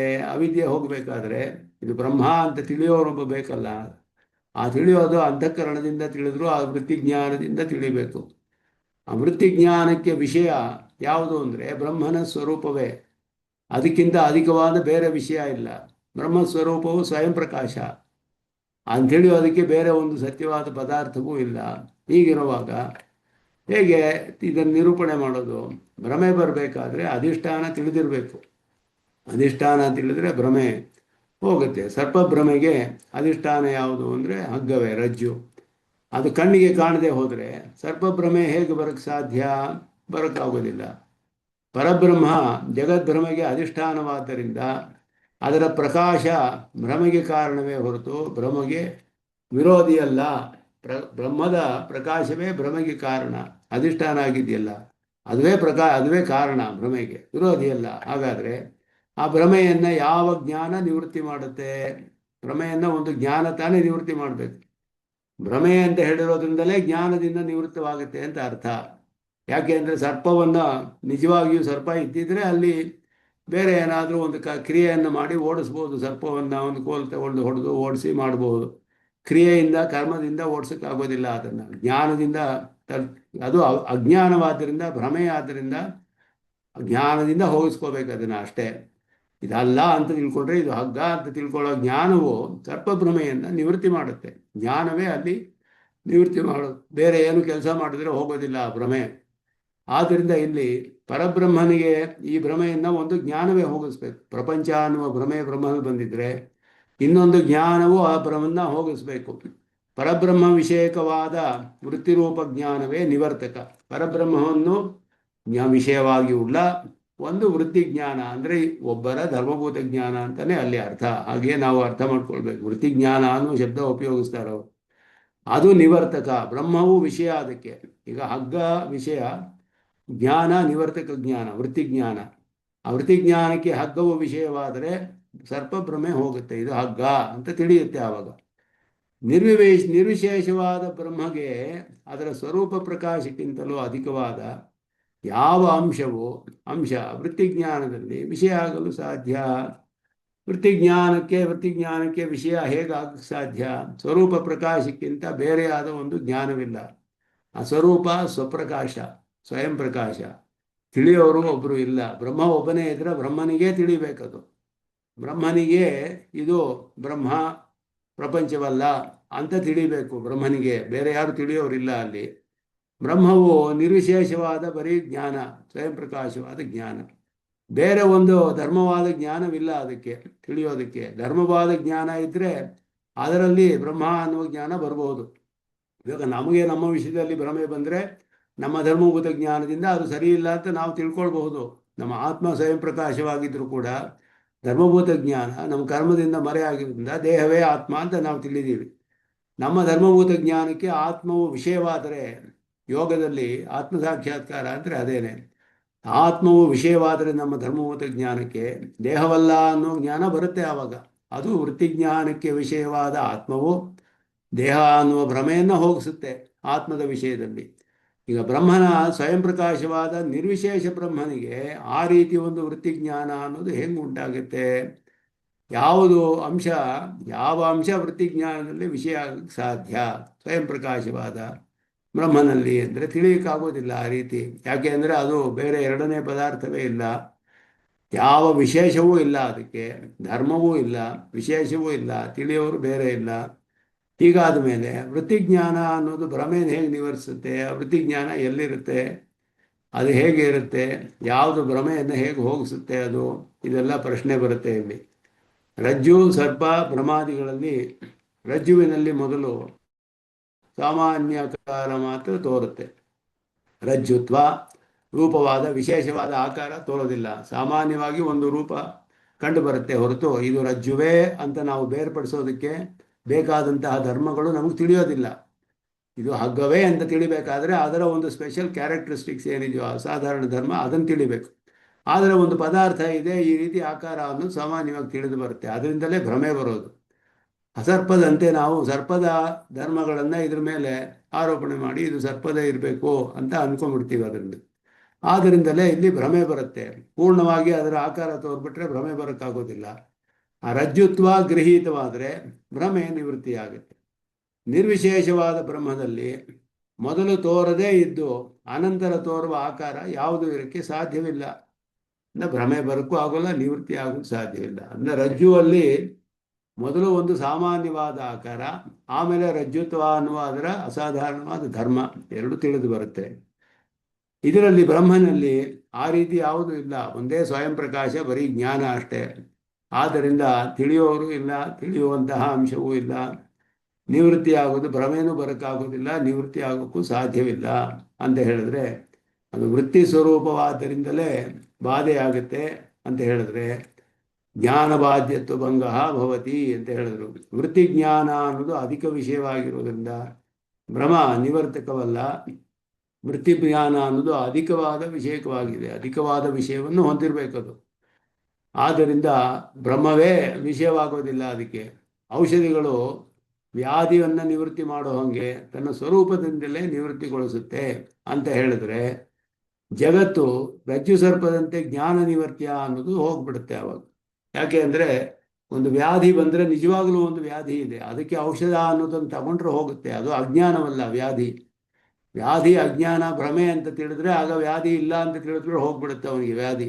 ಆದರೆ ನಿಜವಾಗ್ಲೂ ವ್ಯಾಧಿ ಇರೋವನೇನು ಮಾಡಬೇಕು? ಔಷಧಿ ತಗೊಳ್ಬೇಕು. ಆವಾಗ ಒಂದು ಕ್ರಿಯೆ, ಒಂದು ಪದಾರ್ಥದಿಂದ ಕ್ರಿಯೆ ಮಾಡಿದಾಗ ಆಗುತ್ತೆ. ಆವಾಗ ಔಷಧಿ ತಗೊಂಡ್ರೇ ಹೋದರೆ ಅದು ಭ್ರಮೆ ಆಗೋದಿಲ್ಲ, ಆಗ ನಿಜವಾದ ವ್ಯಾಧಿ ಆಗಬೇಕು. ಇವ್ರು ಹೇಳೋದು ವೃತ್ತಿಜ್ಞಾನದಿಂದಲೇ, ವೃತ್ತಿಜ್ಞಾನ ವೃತ್ತಿ ಸ್ವರೂಪದಿಂದಲೇ ಹೋಗ್ಬಿಡುತ್ತೆ ಅಂತ ಹೇಳಿದ್ರೆ ಆಗ ಒಂದು ಅದು ನಿಜವಾದ ಪದಾರ್ಥ ಆಗಿರಬೇಕು, ಜ್ಞಾನವಾಗಕ್ಕೆ ಸಾಧ್ಯವಿಲ್ಲ. ಆದ್ದರಿಂದ ಇಲ್ಲಿ ವೃತ್ತಿಜ್ಞಾನ ಒಂದು ಅಧಿಕವಾದ ಅಧಿಕ ವಿಷಯವನ್ನು ಹೊಂದಿದೆ ಅಂತ ಹೇಳಿದ್ರೆ ಅದು ಔಷಧಿಯಂತೆ ಆಗ್ಬಿಡುತ್ತೆ ವ್ಯಾಧಿಗೆ. ಆಗ ಅದು ಅದು ಭ್ರಮ ನಿವರ್ತಕವಾಗೋದಿಲ್ಲ. ಸ್ವರೂಪದಿಂದಲೇ ಹೋಗ್ಬೇಕಾದ್ರೆ ಅಜ್ಞಾನದಿಂದ ಹೋಗಬೇಕು ಭ್ರಮೆ. ಆಗ ಪ್ರಪಂಚ ಸತ್ಯವಾಗಬೇಕು, ಇಲ್ಲದೆ ಹೋದರೆ ಜಗತ್ತು ವ್ಯಾಧ್ಯಾದಿಗಳಂತೆ ಸತ್ಯವಾಗಬೇಕಾಗತ್ತೆ. ಆದ ಕಾರಣದಿಂದ ಬ್ರಹ್ಮ ವಿರುದ್ಧವಾದ ಯುಕ್ತಿಯುಕ್ತವಲ್ಲ ಅನ್ನೋದನ್ನ ಇಲ್ಲಿ ಮೊದಲು ಹೇಳ್ತಿರೋದು. ಇದುವೇ ವೃತ್ತಿಜ್ಞಾನ ಅಂತ ಹೇಳ್ತಾರೆ ಅವರು. ಬ್ರಹ್ಮನಲ್ಲಿ ಯಾವ ಅಂಶದಲ್ಲಿ ಇದು ಉಂಟಾಗುತ್ತೆ ನಿಮಗೆ? ಹೇಗೆ ಬ್ರಹ್ಮವು ಸ್ವಯಂ ಪ್ರಕಾಶವಾದ ಬ್ರಹ್ಮವು ತನ್ನ ವಿಷಯದಲ್ಲಿ ತನ್ನ ಭ್ರಮೆಯನ್ನು ತಾನೇ ಹೋಗಿಸ್ಕೋಬೇಕು, ಹೇಗೆ ಹೋಗಿಸ್ಕೊಳ್ಳೋಕ್ಕೆ ಸಾಧ್ಯ ಅನ್ನೋದು ಇಲ್ಲಿ ಪ್ರಶ್ನೆ. ಅಂತಃಕರಣಾವಚ್ಛಿನ್ನವಾದ ಜೀವನಲ್ಲಿ ಬ್ರಹ್ಮ ವಿಷಯಕವಾದ ವೃತ್ತಿಜ್ಞಾನದಿಂದ ಪ್ರಪಂಚದ ಭ್ರಮೆ ಹೋಗಬೇಕು ಅಂತ ಹೇಳಬೇಕು ಅವರು. ಹೀಗೆ ಹೇಳಿದ್ರೆ ಬ್ರಹ್ಮದಲ್ಲಿ ಅಧಿಕವಾದ ಅಂಶ ಇಲ್ಲವೇ ಇಲ್ಲ. ಭ್ರಮೆ ತೋರಬೇಕಾದ್ರೆ ಒಂದು ಸಾಮಾನ್ಯ ಆಕಾರ ತೋರಬೇಕು, ಆಮೇಲೆ ಅದರ ವಿಶೇಷವಾದ ಅಂಶ ತೋರುತ್ತೆ. ಆ ರೀತಿ ಬ್ರಹ್ಮನಲ್ಲಿ ಎರಡು ಆಕಾರಗಳು ಇಲ್ಲ ಅದಕ್ಕೆ ನೋಡೋದಕ್ಕೆ. ಎಲ್ಲ ನಿರ್ವಿಶೇಷವಾದದ್ದು, ಯಾವ ಆಕಾರವೂ ಇಲ್ಲ ಅದಕ್ಕೆ, ಬರೀ ಜ್ಞಾನ ಅಂತ ಹೇಳಿದ್ರೆ ಭ್ರಮೆ ಹೇಗೆ ಬರುತ್ತೆ ಅನ್ನೋದು ಪ್ರಶ್ನೆ ಇಲ್ಲಿ. ಅದರಿಂದ ಇಲ್ಲಿ ಅದನ್ನು ಮೊದಲು ನಿರಾಕರಣೆ ಮಾಡ್ತಾರೆ. ಇಲ್ಲಿ ಈ ಅದ್ವೈತ ಪಕ್ಷ ಸ್ವಲ್ಪ ಕಷ್ಟ ಫಾಲೋ ಮಾಡೋದು, ಸ್ವಲ್ಪ ನಿಧಾನಕ್ಕೆ ಅದನ್ನು ವಿಚಾರ ಮಾಡಬೇಕು. ಏಕೆಂದರೆ ಅದರಲ್ಲಿ ಅವರ ಪಾರಿಭಾಷಿಕ ಶಬ್ದಗಳು ತುಂಬ ಕನ್ಫ್ಯೂಸಿಂಗ್ ಆಗಿದೆ, ನಮಗೆ ಗೊಂದಲಗಳನ್ನು ಉಂಟು ಮಾಡುತ್ತೆ. ಅವರು ಇದೆಲ್ಲ ಶಬ್ದಜಾಲದಿಂದಲೇ ಎಲ್ಲ ನಿರೂಪಣೆ ಮಾಡ್ತಾರೆ. ಇಲ್ಲದೆ ಹೋದರೆ ಪ್ರಪಂಚ ಭ್ರಮೆ ಸತ್ಯವಾಗಿ ಕಂಡು ಬರೋ ಪ್ರಪಂಚವನ್ನು ಭ್ರಮೆ ಅಂತ ಅವರು ಸ್ಥಾಪನೆ ಮಾಡಬೇಕಾದ್ರೆ ಸುಲಭವಲ್ಲ ಮಾಡೋದು. ಅದನ್ನು ಶಬ್ದಗಳ ಒಂದು ಜಾಲದಿಂದ ನಿರೂಪಣೆ ಮಾಡ್ತಾರೆ. ಈ ರೀತಿ ಆ ವಿಷಯವೇ ಇನ್ನು ಮುಂದೆ ಅನೇಕ ಶ್ಲೋಕಗಳಲ್ಲಿ ಬರುತ್ತೆ. ಇದು ಅದನ್ನು ಸಾಮಾನ್ಯವಾಗಿ ತಿಳ್ಕೊಂಡ್ರೆ ಸಾಕು. ಬರೀ ಭಾಷೆಯಲ್ಲಿ ವಿಸ್ತಾರವಾಗಿ ಬಂದಿದೆ ಇದೆಲ್ಲ ಕೂಡ. ನಮ್ಮ ಮುಂದೆ ವಿಚಾರ ಮಾಡೋಣ ಅಂತ ಹೇಳಿ ನಿಲ್ಲಿಸ್ಕೊಳ್ತೇನೆ. ನಿತ್ಯ ಮುಚ್ಚಿದ ಪದಾಂ ವ್ಯಾಮೋಹತಸ್ಕರಿತರಾಣಿ ನಾಯಮೇನೇ ಸ್ಮೃತಿರೋರ್ಭಗವತೋ ಸುರೇಕ ಸಿಂಧು ರಾಮಾನುಜಸ್ತಿರ್ಣಂ ಪ್ರಪದ್ಯೆ ಕವಿತಾರ್ಕಿಕ ಸಿಂಹಾಯ ಕಲ್ಯಾಣಗುಣಶಾಲಿನಿ ಶ್ರೀಮತೆ ವೆಂಕಟೇಶಾಯ ವೇದಾಂತ ಗುರವೇ ನಮಃ. ಶ್ರೀಮತೆ ಗುರುವಾಂತ ಮಹಾದೇಶಿಕಾಯ ನಮಃ.